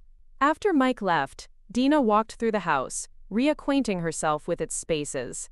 The great room with its soaring ceiling and wall of windows facing the ocean. The kitchen with the antique butcher block island she'd found at a local salvage yard. The primary bedroom with its private deck, where she'd spent countless mornings watching the sunrise over the Atlantic. It was exactly as she remembered, yet completely different. Now it was hers alone, untouched by Cole's betrayal. She called Clara to let her know she'd arrived safely, then sent a brief email to Mario with her new address and contact information. Marked, confidential. She would be accessible, but protected. Available for legal proceedings, but removed from Cole's immediate reach. Just as she was unpacking, her phone chimed with a text from Lucy. Cole knows the files are missing. He's looking for me. I've already spoken with the prosecutor, and I'm staying with family out of state. Stay safe. A chill ran through Dina despite the beach house's warm interior.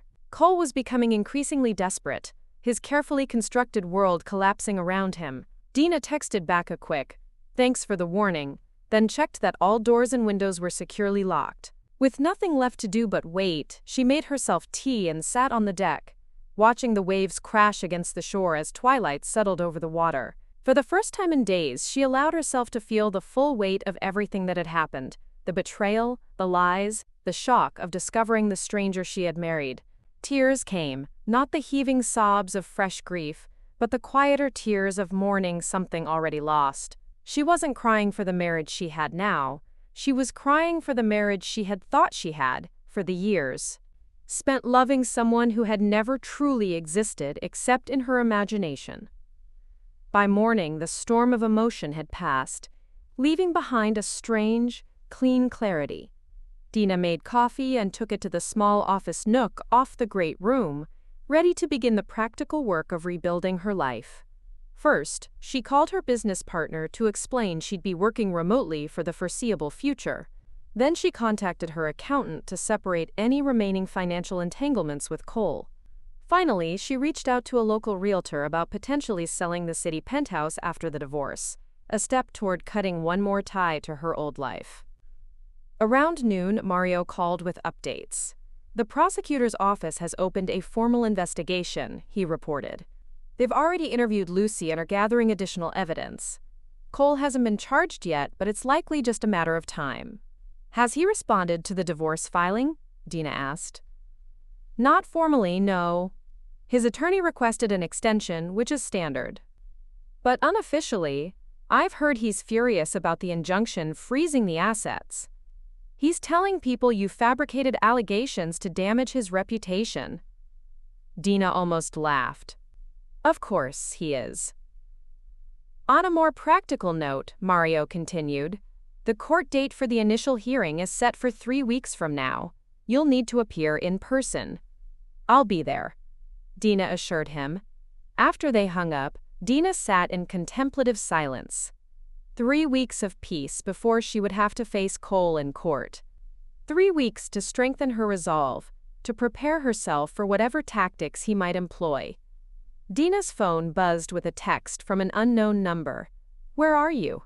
We need to talk. This has gone far enough." Cole. How had he gotten this number? She had changed it yesterday before leaving the city, sharing it only with Clara, Mario, and the Taylors. Before she could ponder this, another text arrived from the same number. "I know you're reading these. If you don't respond, I'll have no choice but to come find you. You can't hide forever." A threat, thinly veiled. Dina forwarded the messages to Mario with a quick note explaining that she'd changed her number, but Cole had somehow obtained it. Then she blocked the number and put her phone on silent. She wouldn't engage. She wouldn't be baited into responding. Cole wanted a reaction, anger, fear, anything to confirm he still had some power over her. Dina wouldn't give him the satisfaction. Instead, she opened her laptop and began working on design concepts for a new commercial project. Normal, productive work that had nothing to do with Cole or the divorce or the upheaval of the past days. For a few hours, she could lose herself in color palettes and spatial arrangements, in the creative process that had always been her sanctuary. Outside, the ocean continued its eternal rhythm, waves building, cresting, breaking against the shore. There was something comforting in its constancy, in the reminder that some forces were beyond anyone's control, even Cole's. This storm, too, would eventually pass. And when it did, Dina would still be standing. A week passed at the beach house, each day blending into the next, with a peaceful rhythm that had been absent from Dina's life for too long. She established new routines: early morning walks along the shore, afternoons working from the sunlit office nook, evenings on the deck, watching the sun sink into the Atlantic. Without Cole's constant presence, without the subtle pressure to arrange her day around his preferences, Dina rediscovered simple pleasures she had gradually abandoned over the years. Clara called daily with updates from the city. Cole had been seen at his office looking haggard, according to mutual friends. His firm had released a cryptic statement about internal reviews of certain financial procedures, language that suggested the criminal investigation was gaining traction. Lucy remained out of state, cooperating with prosecutors from a distance. "And get this," Clara said during their Friday check-in, her voice excited. "Allison apparently quit her job at the firm, just gave notice and walked out." "Smart move," Dina replied, watching seagulls wheel over the waves. "She's distancing herself before everything implodes." "She also reached out to me," Clara continued, "asking for your new contact information." Dina paused, surprised. "What did you tell her?" "That I'd pass along her request. She says she has more information that might help you. Something about foreign accounts she discovered." Dina considered this. Allison had proven herself unexpectedly honest at their cafe meeting, and additional financial evidence could strengthen both the divorce case and the criminal investigation. "Give her my email address," Dina instructed, "but not my phone number or location." Later that afternoon, an email arrived from Allison with several attachments: account numbers, transaction records, screenshots of communications. "I found these on Cole's laptop when he left it open at my apartment last month," she wrote. "At the time, I didn't understand their significance, but after our conversation, I went back through the photos I'd taken. These might be useful to your attorney." Dina forwarded everything to Mario, who responded within the hour. "This is exactly what we needed. Evidence of additional hidden assets the injunction didn't capture. Well done." For the first time since discovering Cole's betrayal, Dina felt a glimmer of satisfaction. The tables had turned so completely.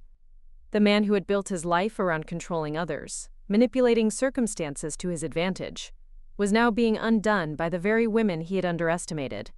Dina's sense of cautious optimism was reinforced the next day when Veronica, the prosecutor, called with an update.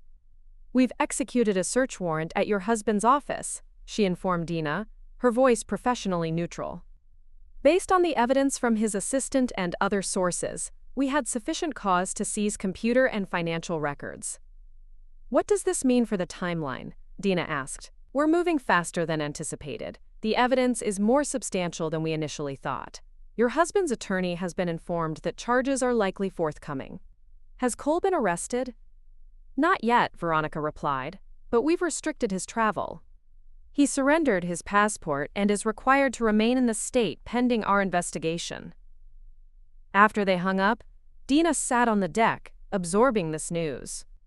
Cole's world was collapsing with a speed and completeness Dina hadn't anticipated. The man who had always prided himself on staying one step ahead of everyone had finally been outmaneuvered. That evening, Dina received a rare call from Richard Taylor. "I thought you should hear this directly from me," he said after preliminary greetings. "Cole came to see us today." Dina tensed. What did he want? "To know if we'd heard from you, if we knew where you were." Richard's voice remained steady. He seemed unstable. "Accused us of taking your side against our own son." "You're taking her side again." Cole had railed at his father, the words chillingly familiar to Dina from her phone conversation just days before. "Your own son." "I'm trying to protect you from yourself, Cole," Richard had interjected, his voice firm. "Every move you make right now is being watched. Following Dina here, confronting her, it only makes things worse for you." "You don't understand what's at stake," Cole had insisted. "I understand perfectly," Richard had countered. "Now I've called you a car. It's waiting at the main road. Go back to the city, talk to your attorney, and stop making impulsive decisions that will only hurt your case." The authority in Richard's voice seemed to penetrate Cole's desperation. He had looked from his father to Dina, his expression hardening into something cold and remote. "This isn't over," he had said quietly. "It is," Dina had replied, whether he accepted it or not. Cole had turned and walked away, his figure soon swallowed by the darkness beyond the pavilion's light. "I'm sorry," Dina said now, genuinely pained for them. "This can't be easy for you." "It isn't," Richard admitted, his voice softening slightly. "But Eleanor and I keep reminding ourselves that the son we raised, or thought we raised, wouldn't do the things Cole has done. Somewhere along the way, he made choices that took him down a different path." Did he ask about the beach house? Dina couldn't help wondering if Cole had connected the dots, realized where she might be. "No," Richard confirmed, "and we didn't volunteer anything." "But, Dina," his voice dropped slightly, a note of solemn warning. "Be vigilant. Cole has always been resourceful when determined, and right now, he's desperate." The warning lingered in Dina's mind after they hung up. She double-checked all doors and windows before bed, grateful for the property's gated entrance and isolated location. Cole had never shown violent tendencies, but then again, Dina had never before threatened his carefully constructed facade. The next morning, a Saturday, Dina woke to an email from Mario with "progress" in the subject line. The judge had ruled on their emergency motion, officially recognizing the additional offshore accounts Allison had revealed. All of them were now included in the asset freeze. Furthermore, the court had denied Cole's request to access any of the frozen funds for legal fees related to the criminal investigation. "He'll have to use his personal savings or borrow money for his criminal defense," Mario wrote, "which means he's running out of resources quickly. This significantly improves our negotiating position for the divorce settlement." For the first time in weeks, Dina allowed herself to feel something close to triumph. Not because she wanted to punish Cole, though a part of her certainly did, but because justice seemed to be functioning as it should. Actions had consequences, even for people like Cole, who had spent a lifetime avoiding them. Dina spent the day working in the garden, planting fall flowers in beds that had been neglected over the summer. There was something deeply satisfying about driving her hands into the soil, creating something beautiful, and living in a space that was now truly hers. With each plant she settled into the ground, Dina felt more firmly rooted herself, more connected to this place and the new life she was building. Clara texted in the afternoon. "Still planning to visit tomorrow? Any requests from civilization?" Dina smiled at her description of the city as civilization compared to her beachfront paradise. "Just yourself, and maybe some of that coffee from the place near your apartment," she replied. Clara's response came quickly. Already packed some. See you around noon. Can't wait to see your Zen retreat. As the sun began to set, Dina took her customary walk along the shoreline, breathing in the salt air, feeling the cool sand beneath her feet. 3 weeks ago, she had been a different person. A woman who believed her marriage was simply going through a rough patch, who defined herself largely as Cole Taylor's wife, who had gradually surrendered pieces of herself to maintain a relationship that turned out to be built on lies. Now that woman was gone, replaced by someone stronger, clearer, more defined by her own choices than by someone else's betrayal. Dina was still standing at the water's edge, watching darkness settle over the horizon, when her phone buzzed with a text from an unknown number. Beautiful sunset, isn't it? The beach has always suited you. Dina froze, scanning the darkening beach in both directions, empty as far as she could see. Another text. You should be more careful about who follows your sister from the city. Cole had found her. Her feet felt rooted to the sand as she scanned the darkening beach once more. Still empty. But Cole was here. Somewhere. Watching. Her heartbeat accelerated, but her mind remained strangely clear. She would not panic. She would not run blindly. That's what he wanted. To see her frightened. To regain some measure of control. Dina typed a quick response. What do you want, Cole? To talk face to face. No lawyers, no accusations. Just us. Dina hesitated, weighing her options. The beach house was a quarter-mile back, its lights visible from where she stood. If she headed there, Cole would likely follow, and she didn't want him inside her sanctuary. The nearby public beach access had a small parking area with security cameras. Better to confront him in a place with potential witnesses and surveillance. Meet me at the public beach pavilion in 10 minutes, Dina texted. Come alone, or I call the police. His response was immediate. Already here. Dina took a deep breath and called Clara. When she answered, Dina kept her voice low and steady. Cole is here. He followed you to the beach house. What? That's impossible. I would have noticed. Apparently not. Listen carefully. I'm meeting him at the public pavilion. If you don't hear from me in 30 minutes, call the police. Dina, no! Don't meet him alone. I need to handle this myself, Dina interrupted. But I need to know someone has my back. After extracting Clara's reluctant promise, Dina called Mario and left a detailed voicemail explaining the situation, then sent a quick text to Richard Taylor with the same information. Witnesses. Documentation. Evidence that she had anticipated potential trouble. Cole wasn't the only one who could think strategically. The pavilion was lit by a single floodlight, casting long shadows across the weathered wooden structure. As Dina approached, a figure detached itself from the darkness.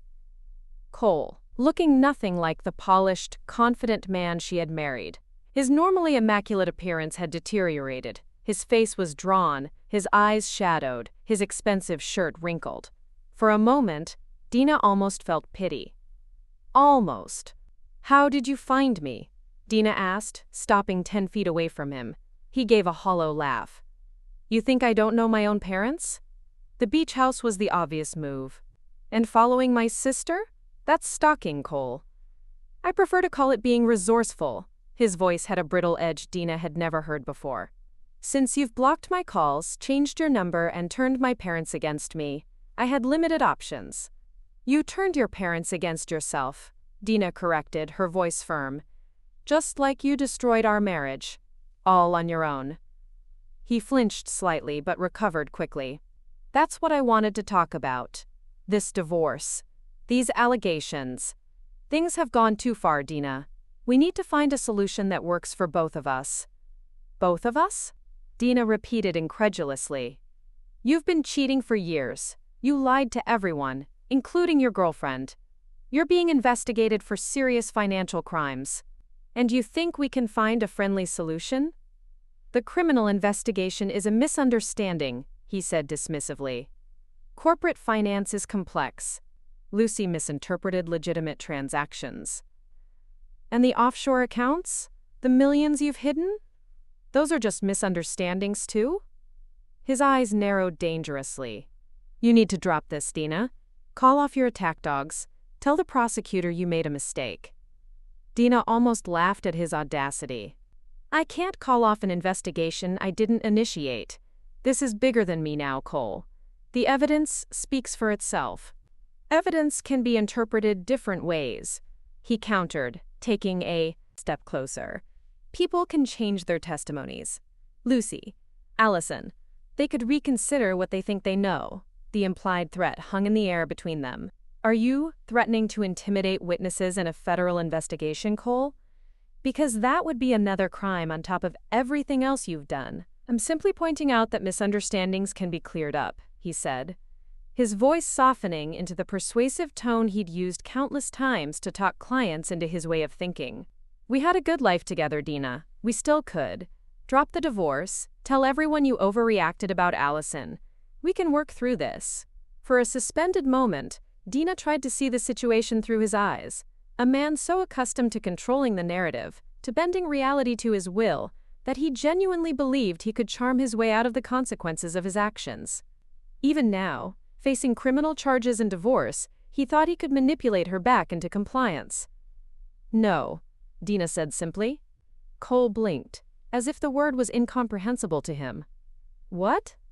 No, Dina repeated more firmly. I'm not dropping the divorce. I'm not calling off the investigation. I'm not going back to a marriage built on lies. This conversation is over.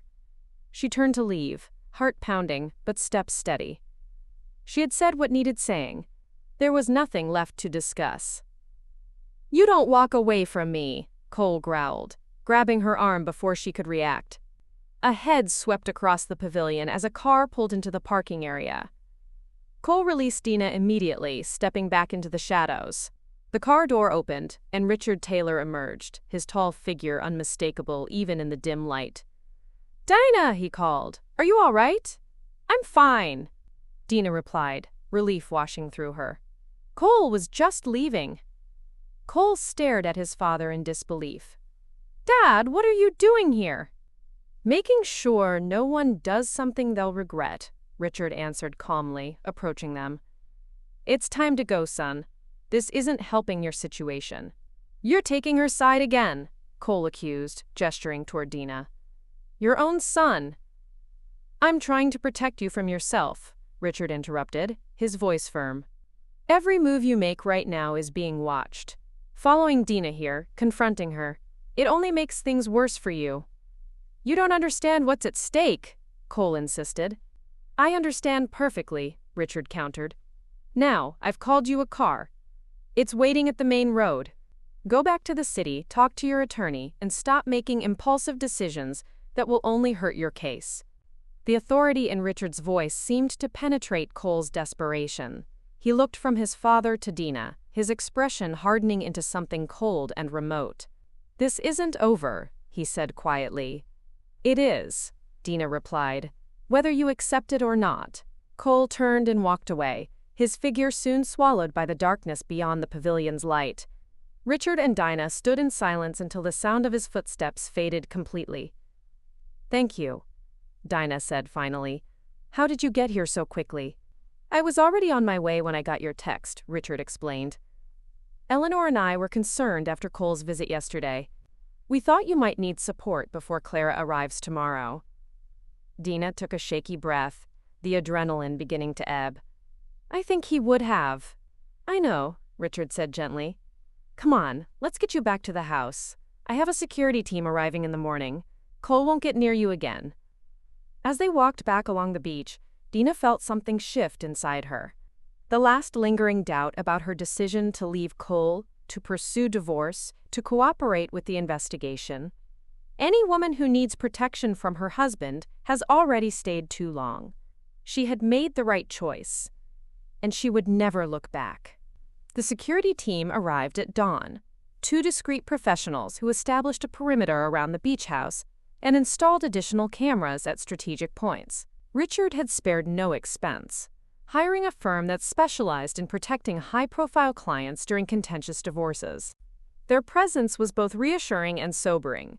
A reminder that Cole's desperation made him unpredictable, potentially dangerous. "We've run a thorough sweep of the property," the team leader, a former military officer named Garcia, informed Dina. "No surveillance devices, no signs of attempted entry. We'll maintain 24-hour coverage until further notice." Clara arrived shortly before noon, her car followed by an unmarked security vehicle that had intercepted her at the main road, a precaution to ensure Cole hadn't tracked her again. "I'm so sorry," she said immediately, pulling Dinah into a tight hug. "I had no idea he was following me. I should have been more careful." "It's not your fault," Dinah assured her. "Cole's resources and desperation make him formidable. But if handled—" Dina gestured toward Garcia, who was conducting another perimeter check. "Richard made sure of that." Inside, over lunch, Dina recounted the confrontation with Cole, his attempts at manipulation, his barely veiled threats. "He's unraveling," Clara observed. "The Cole Taylor I've known for years would never risk such a public confrontation. He's always operated behind the scenes, pulling strings without showing his hand. That's what makes him dangerous now," Dina said quietly. "He's not calculating anymore, he's reacting, and he blames me for everything. The investigation, his parents' disapproval, the freezing of his assets. In his mind, if I would just cooperate, all his problems would disappear." Dina's phone rang, Mario returning her call from the previous night. She put him on speaker. "I've submitted an emergency restraining order based on last night's incident," he said without preamble. "The judge should sign it today. In the meantime, stay with your security team. Don't go anywhere alone." "What about the court date next week?" Dina asked. "Cole will be there. We'll have additional security arranged," Mario assured her. "And given what happened, I'm going to request that Cole be required to stay a minimum distance from you in the courtroom." After they hung up, Clara looked at Dina with concern. "Are you sure you want to go through with the hearing? Maybe Mario could request a postponement." Dina shook her head firmly. "No more delays. The longer this drags on, the more opportunity Cole has to find ways around the asset freeze, to pressure witnesses, to cause problems. I need this to be over." The next few days passed in intense vigilance. Dina continued working remotely, tried to maintain her new routines, but the carefree peace she had found at the beach house had been disturbed. Every unusual sound, every passing car drew her attention. Garcia assured her their team had encountered no further signs of Cole, but Dina couldn't shake the feeling that he was watching, waiting. 3 days before the court hearing, Veronica called with news that simultaneously relieved and alarmed Dina. "Cole Taylor has been arrested," she said, her voice professionally neutral. "The grand jury returned indictments on multiple counts of wire fraud, financial institution fraud, and securities fraud." Dina's breath caught. "When?" "This morning. He's being processed now and will appear before a judge for arraignment tomorrow." "What does this mean for the divorce hearing?" Dina asked. "It complicates things," Veronica admitted.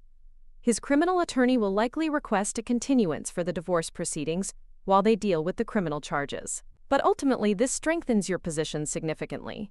The wed and thy life in a buzz. Evidence that led to his arrest is now part of the public record, which your divorce attorney can reference." After they hung up, Dina sat on the deck absorbing this development. Cole's arrest was justice in action, consequences finally catching up to him after years of deception.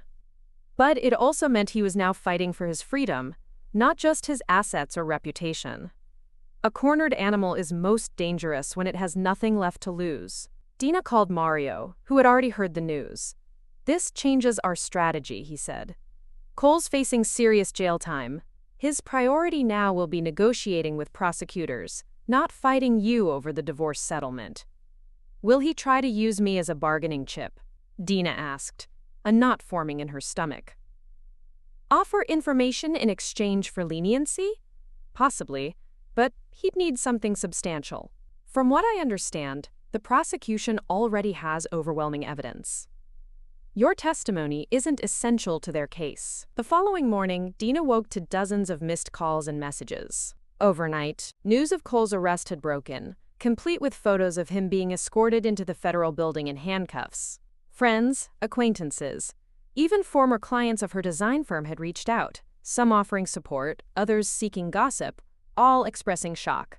Dina ignored most, responding only to those closest to her, with brief assurances that she was safe and handling things as well as could be expected. The public spectacle was exactly what Cole had always feared most. His carefully constructed image of success and propriety shattered beyond repair. Just as Dina was finishing breakfast, Clara called with news from the arraignment. Cole pleaded not guilty, she reported, but get this, the judge denied bail. Prosecutors successfully argued that he's a flight risk given the offshore accounts and the severity of the charges. He's in jail, Dina. Dina couldn't quite process it. County Detention Center, pending trial. His attorney tried to argue that he has strong community ties, but apparently the judge wasn't persuaded. Cole Taylor, the man who had navigated the upper echelons of finance with effortless charm, who had built a career on his ability to influence and persuade, couldn't talk his way out of a jail cell. The irony was almost too perfect. Dina's relief was short-lived.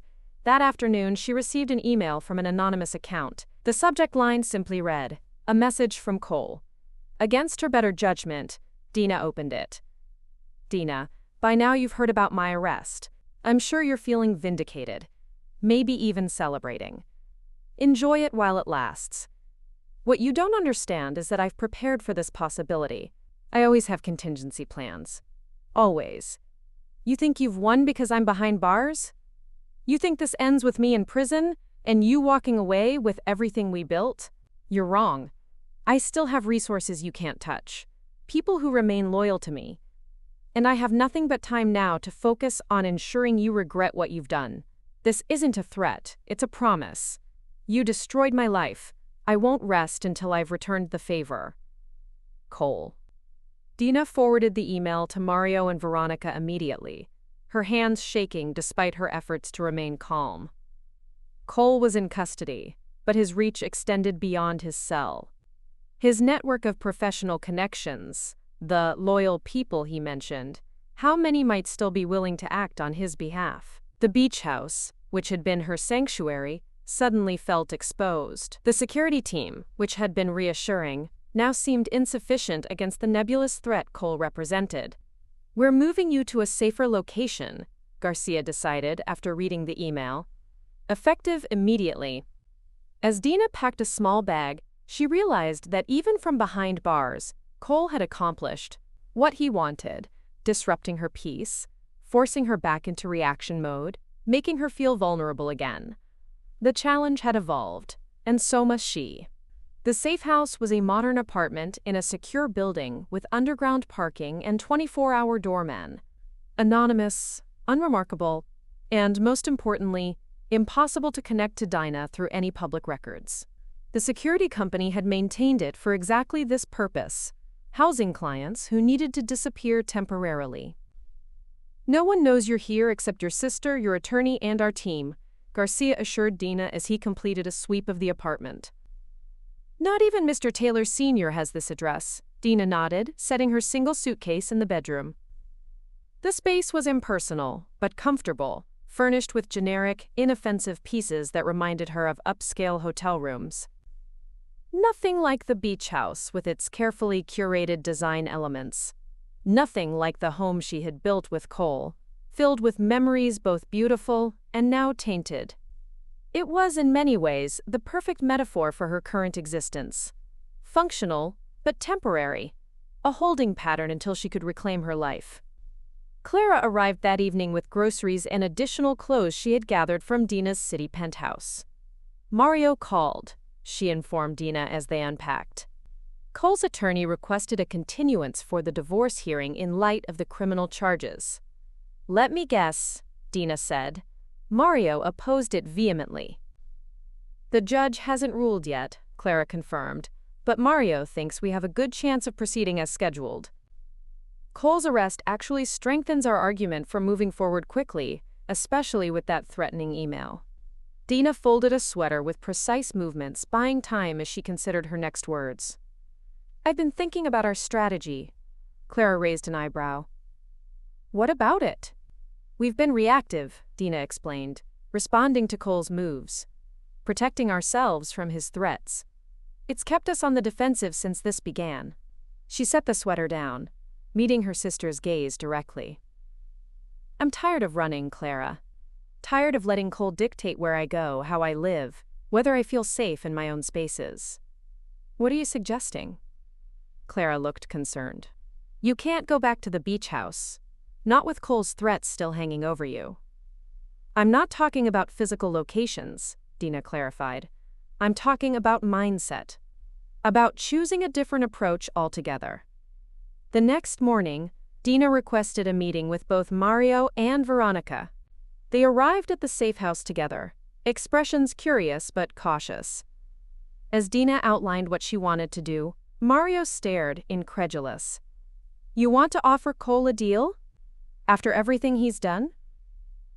Not out of compassion, Dina explained, her voice clear. Out of strategy. Cole expects me to fight him to the bitter end, to demand everything I'm legally entitled to. He's prepared for that battle. Has been preparing for it since before I discovered his affair. What exactly are you proposing? Veronica asked, her tone more measured. A clean break, Dina stated. I keep the beach house, my business, and a fair portion of our liquid assets. Cole keeps his personal possessions, family heirlooms, and enough to pay for his defense. Everything else gets liquidated, with a significant portion going to a foundation supporting victims of financial fraud. Mario shook his head. Dina, you're entitled to much more than that, especially given his criminal activities and infidelity. I know what I'm entitled to, Dina said firmly. I also know that continuing this fight keeps me tied to Cole indefinitely. Every court appearance, every contested asset, every legal maneuver. It's exactly what he wants. A way to maintain control, to keep me engaged in his drama. The criminal case will proceed regardless, Veronica pointed out. Cole is facing serious charges with substantial evidence. I understand that. My testimony and cooperation won't change. Dina leaned forward. But separating the divorce from the criminal proceedings gives me back something Cole has taken from me. Control over my own life. Both attorneys exchanged glances, their skepticism evident. There's one more element to my proposal, Dina continued. I want to visit Cole in jail, present the offer myself, face to face. Absolutely not, Mario responded immediately. He threatened you explicitly. You have a restraining order. This would be both dangerous and potentially damaging to our case. It would be supervised, Dina countered. In a secure facility, with guards present. Cole can't hurt me physically there. And psychologically? Clara interjected from where she had been listening quietly. What about the impact of facing him again after everything?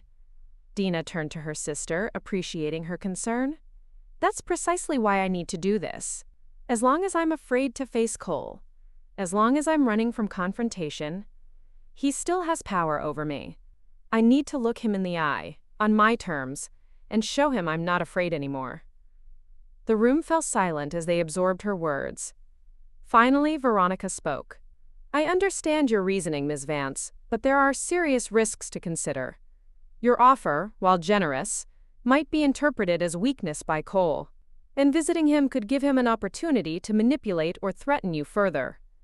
Or, Dina suggested, her voice steady, it could shock him enough to consider the offer. Cole expects me to be vindictive, to want revenge. An approach based on principled disengagement rather than punishment might be the one thing he hasn't prepared for. After more discussion and several compromises, including having both attorneys present during the jail visit and preparing a formal written agreement beforehand, they reluctantly agreed to Dina's plan. The visit was arranged for the following day, before Cole could be transferred to a federal facility. That night, alone in the sterile safe-house apartment, Dina rehearsed what she would say, how she would maintain her composure, how she would respond if Cole tried to provoke or manipulate her. She wasn't naive enough to believe he would simply accept her offer, grateful for her generosity. More likely, he would view it as a trap, searching for the hidden agenda behind her apparent reasonableness.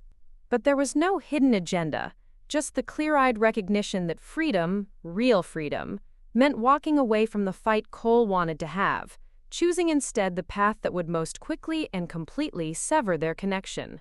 Clara called just before midnight. "Are you sure about tomorrow? Really sure?" "More sure than I've been about anything in a long time," Dina replied, surprised by the conviction in her voice. "I'll be waiting when you get back," Clara promised. "Whatever happens." As Dina prepared for bed, she caught her reflection in the bathroom mirror. The woman looking back at her bore little resemblance to the one who had watched her husband's betrayal unfold on a security camera feed just weeks ago. Her eyes were clearer, her posture straighter.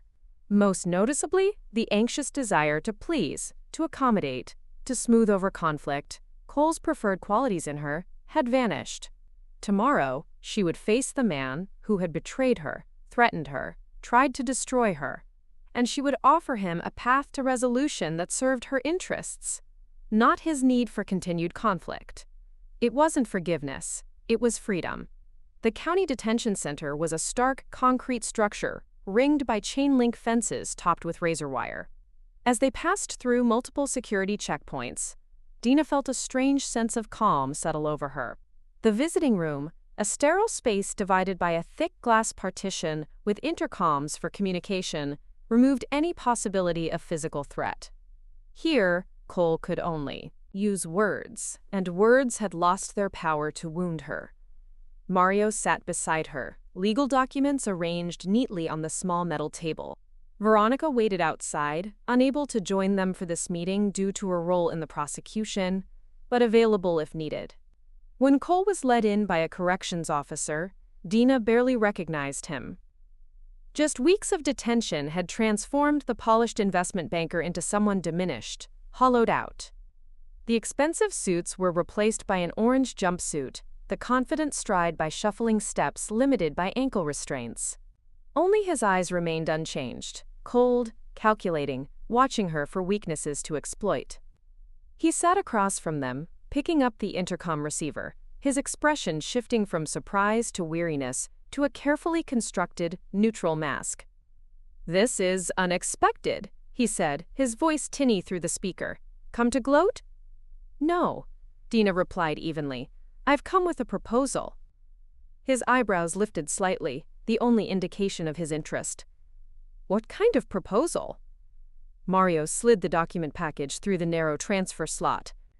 Cole took it with feigned nonchalance, but Dina noticed his fingers trembling slightly as he opened the folder.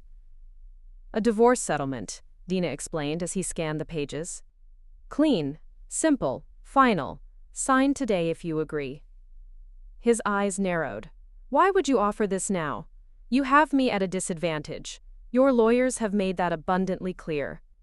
"Because continuing this fight serves neither of us," Dina corrected, her voice resolute.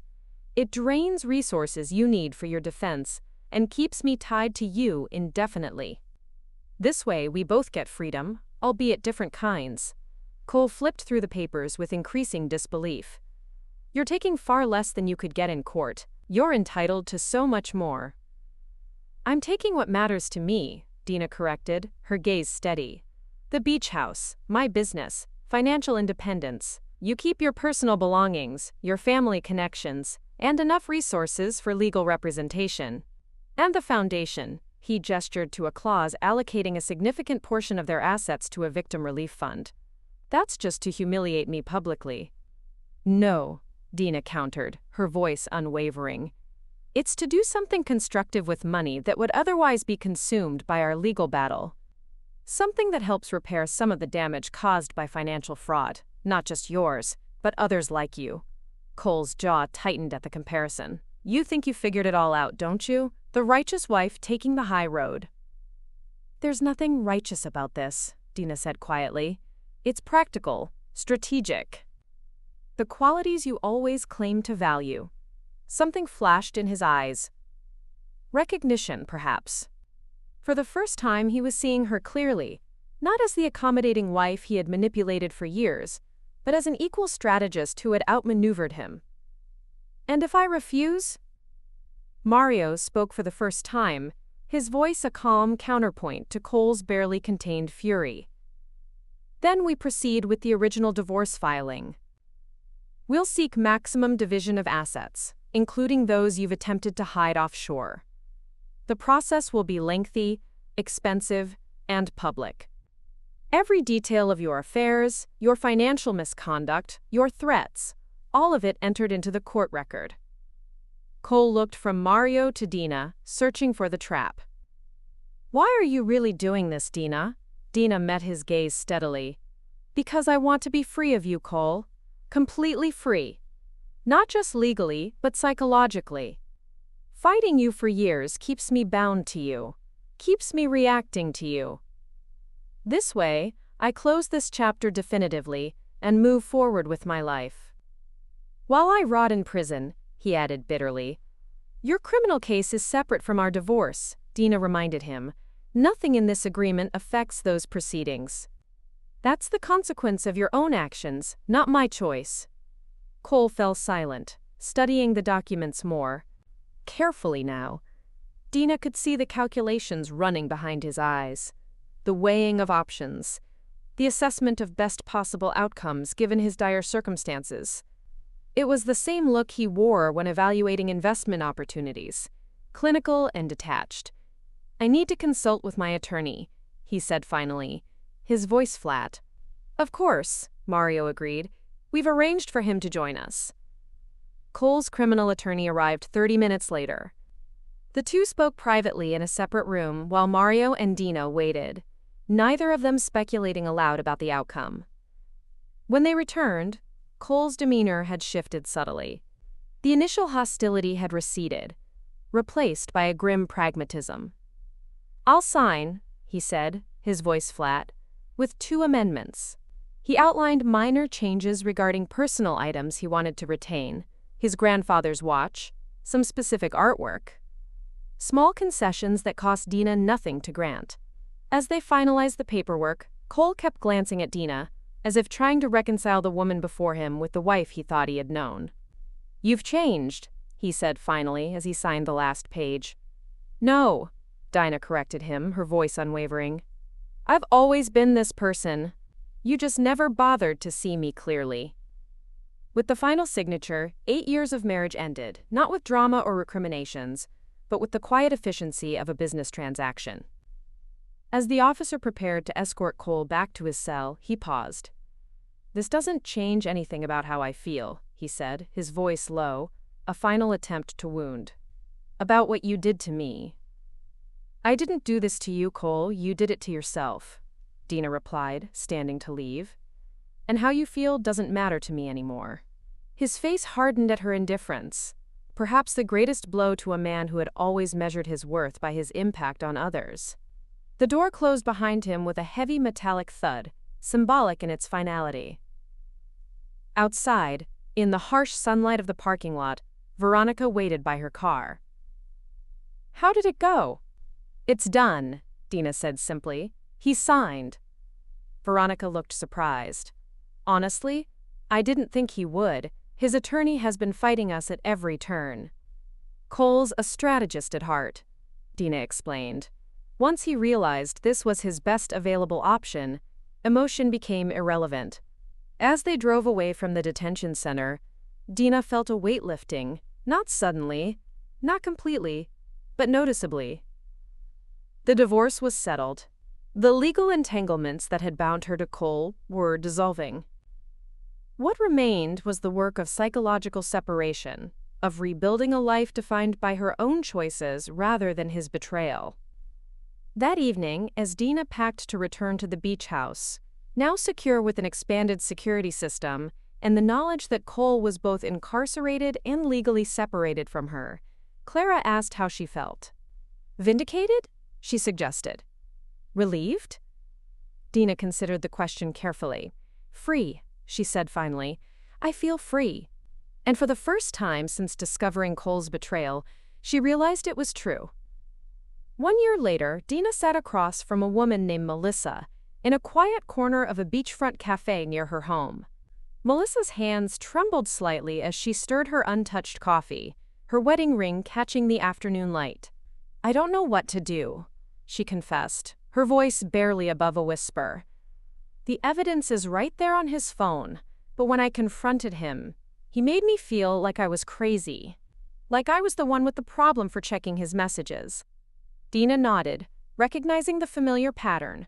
Clara had connected them after meeting Melissa at a fundraiser. A woman trapped in the same web of gaslighting and manipulation Dina had once been caught in. He says he'll change, Melissa continued, her eyes wide with desperate hope. That it was just one mistake. That I'm overreacting. She looked up, her eyes searching Dina's. Am I? No, Dina said firmly, her voice gentle but unwavering. You're recognizing a pattern that part of you has probably sensed for a long time. But 8 years of marriage? Melissa trailed off, the same justification Dina had once used. Tell me something, Dina said gently. If your best friend came to you with this exact situation, what would you tell her? Melissa fell silent, considering. I'd tell her she deserves better. I'd tell her that someone who truly loves her wouldn't betray her trust, then blame her for being upset about it. The realization seemed to surprise her. Exactly, Dina affirmed. But it's different when it's your own life, Melissa argued weakly. There's so much history, so much at stake. I know, Dina acknowledged. I sat where you're sitting now. I made all the same excuses. I tried to rationalize behavior that was fundamentally irrational. What changed for you? What was the turning point? Melissa asked, leaning forward, eager for a lifeline. Dina considered the question carefully. It wasn't just discovering the affair, though that was the catalyst. It was realizing that the man I thought I married had never really existed. The real turning point was when I stopped trying to save what I had lost and started building what I needed instead. Freedom, Melissa murmured, echoing the word Dina had used moments earlier when describing her own journey. Yes, Dina said, a soft smile on her lips. Freedom. Freedom to define yourself outside of his narrative. Freedom to trust your own perceptions. Freedom to create boundaries and have them respected. Melissa nodded slowly, something resolute forming behind her eyes. I don't even know where to start. Dina reached into her bag and handed her a folder. Not unlike the one she had once received from Lucy, though with very different contents. Inside were resource lists, legal information, financial planning worksheets, contact information for supportive professionals. You start by knowing you're not alone, Dina said, and by remembering that the path out exists, even when you can't see it clearly yet. As they parted ways, Melissa hugged Dina tightly. Thank you, she whispered, for showing me it's possible to get through this. Dina watched her walk away, back straighter than when she had arrived, and felt a deep sense of satisfaction. Her pain had become purpose, her experience a map for someone else's journey toward freedom.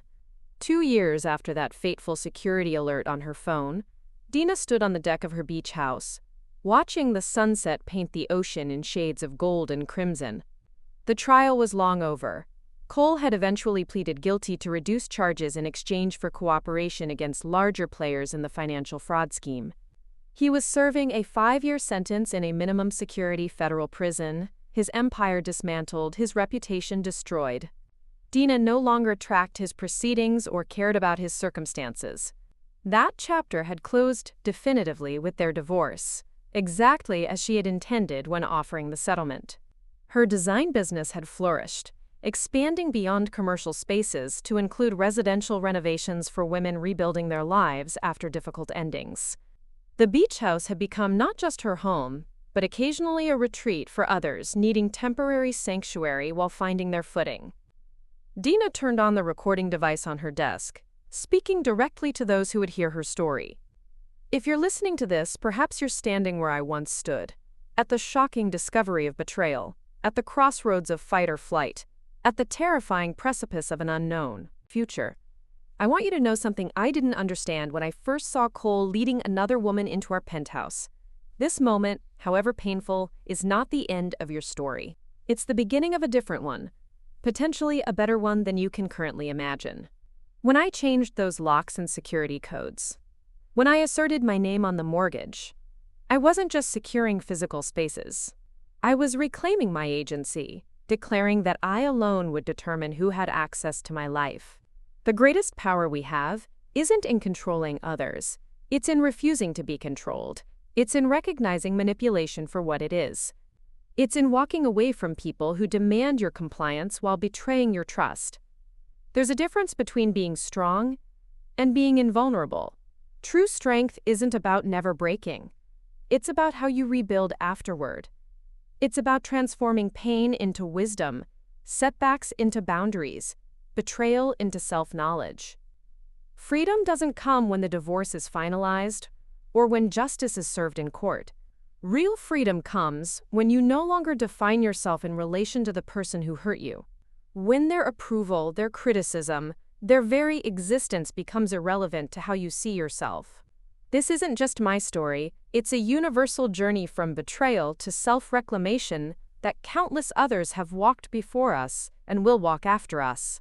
The circumstances differ, but the fundamental truth remains. You are not defined by what was done to you, but by what you choose to do next. I chose to rebuild, to redefine success on my own terms, to transform broken trust into boundaries that protect, rather than walls that isolate. No matter where you are in your journey, whether you've just discovered the betrayal or you're years into rebuilding, remember that reclaiming your power isn't a single decision, but 1,000 small choices made daily. Each time you trust your instincts, speak your truth, or establish a boundary, you're changing the locks on your life, determining who and what deserves access. The most important security system isn't the one that protects your home. It's the one that guards your sense of self. And that system is built through the courageous act of choosing yourself repeatedly, even when it's difficult, especially when it's difficult. That's the key no one can take from you. That's the code no one can change. Dina switched off the recorder and turned back to the horizon, where the last light of day met the endless possibility of the ocean. A fitting metaphor for endings that are really beginnings. For the boundless future that opens when you finally close the door on what no longer serves you. Several months later, Dina found herself on a virtual call with Liam Vance, a bright-eyed, ambitious young architect.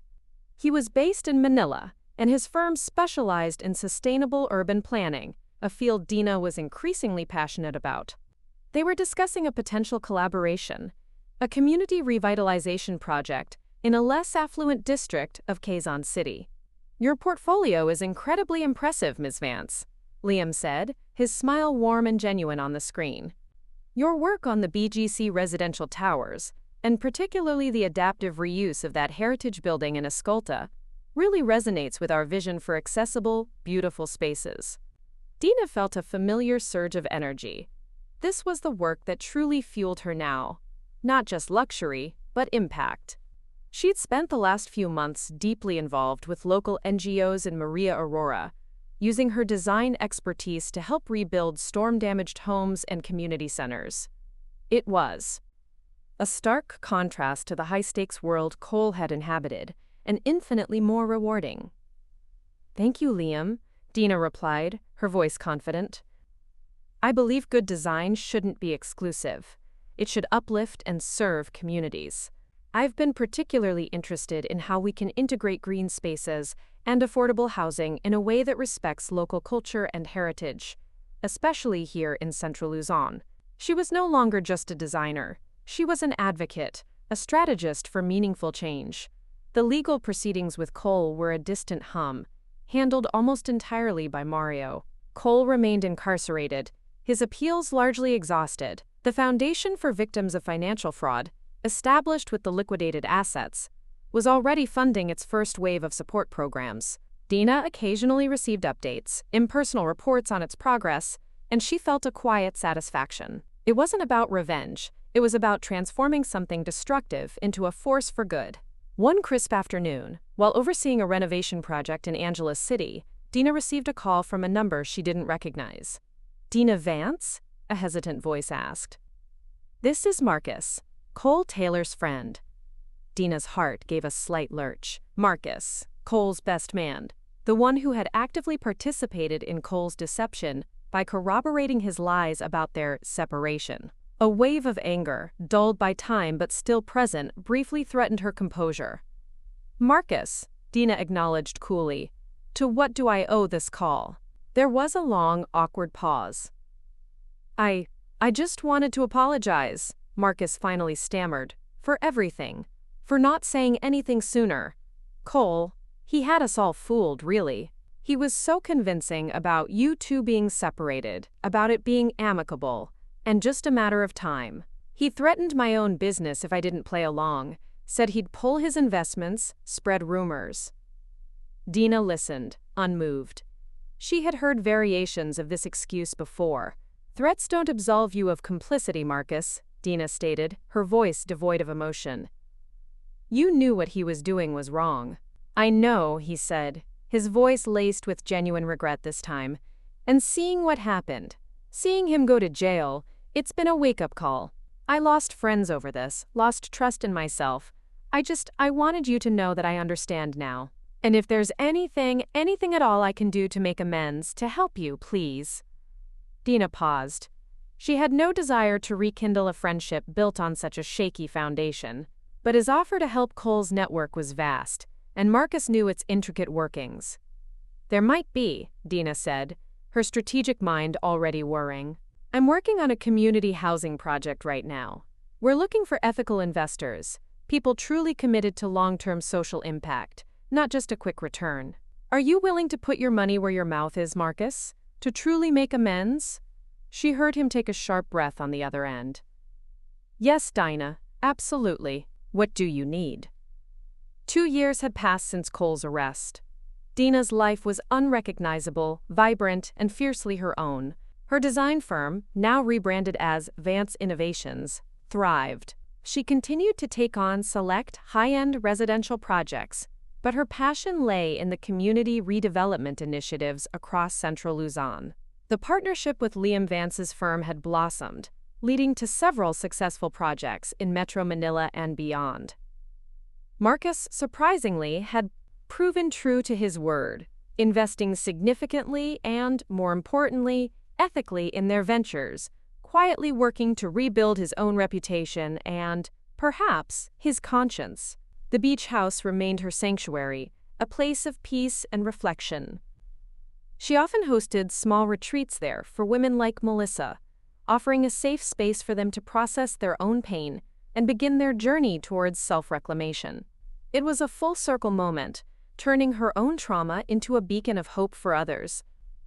One evening, as the sun dipped below the horizon, painting the sky in fiery hues over the South China Sea, Dina sat on her porch, a freshly brewed cup of local coffee steaming beside her. She had just finished drafting a proposal for a new initiative, a mentorship program for young women interested in architecture and design, particularly those from underserved communities. It felt right, a way to build a legacy far more meaningful than any penthouse or financial empire. She thought of Cole, still in prison, a ghost of her past. He had tried to break her, to diminish her, to define her by his betrayal. But in the end, his actions had only forged her into something stronger, clearer, more authentic. She had learned that the most important security system wasn't about locks or codes on a building, but the unshakable foundation of self-worth built within. Up next, you've got 2 more standout stories right on your screen. If this one hit the mark, you won't want to pass these up. Just click and check them out. And don't forget to subscribe and turn on the notification bell so you don't miss any upload from us.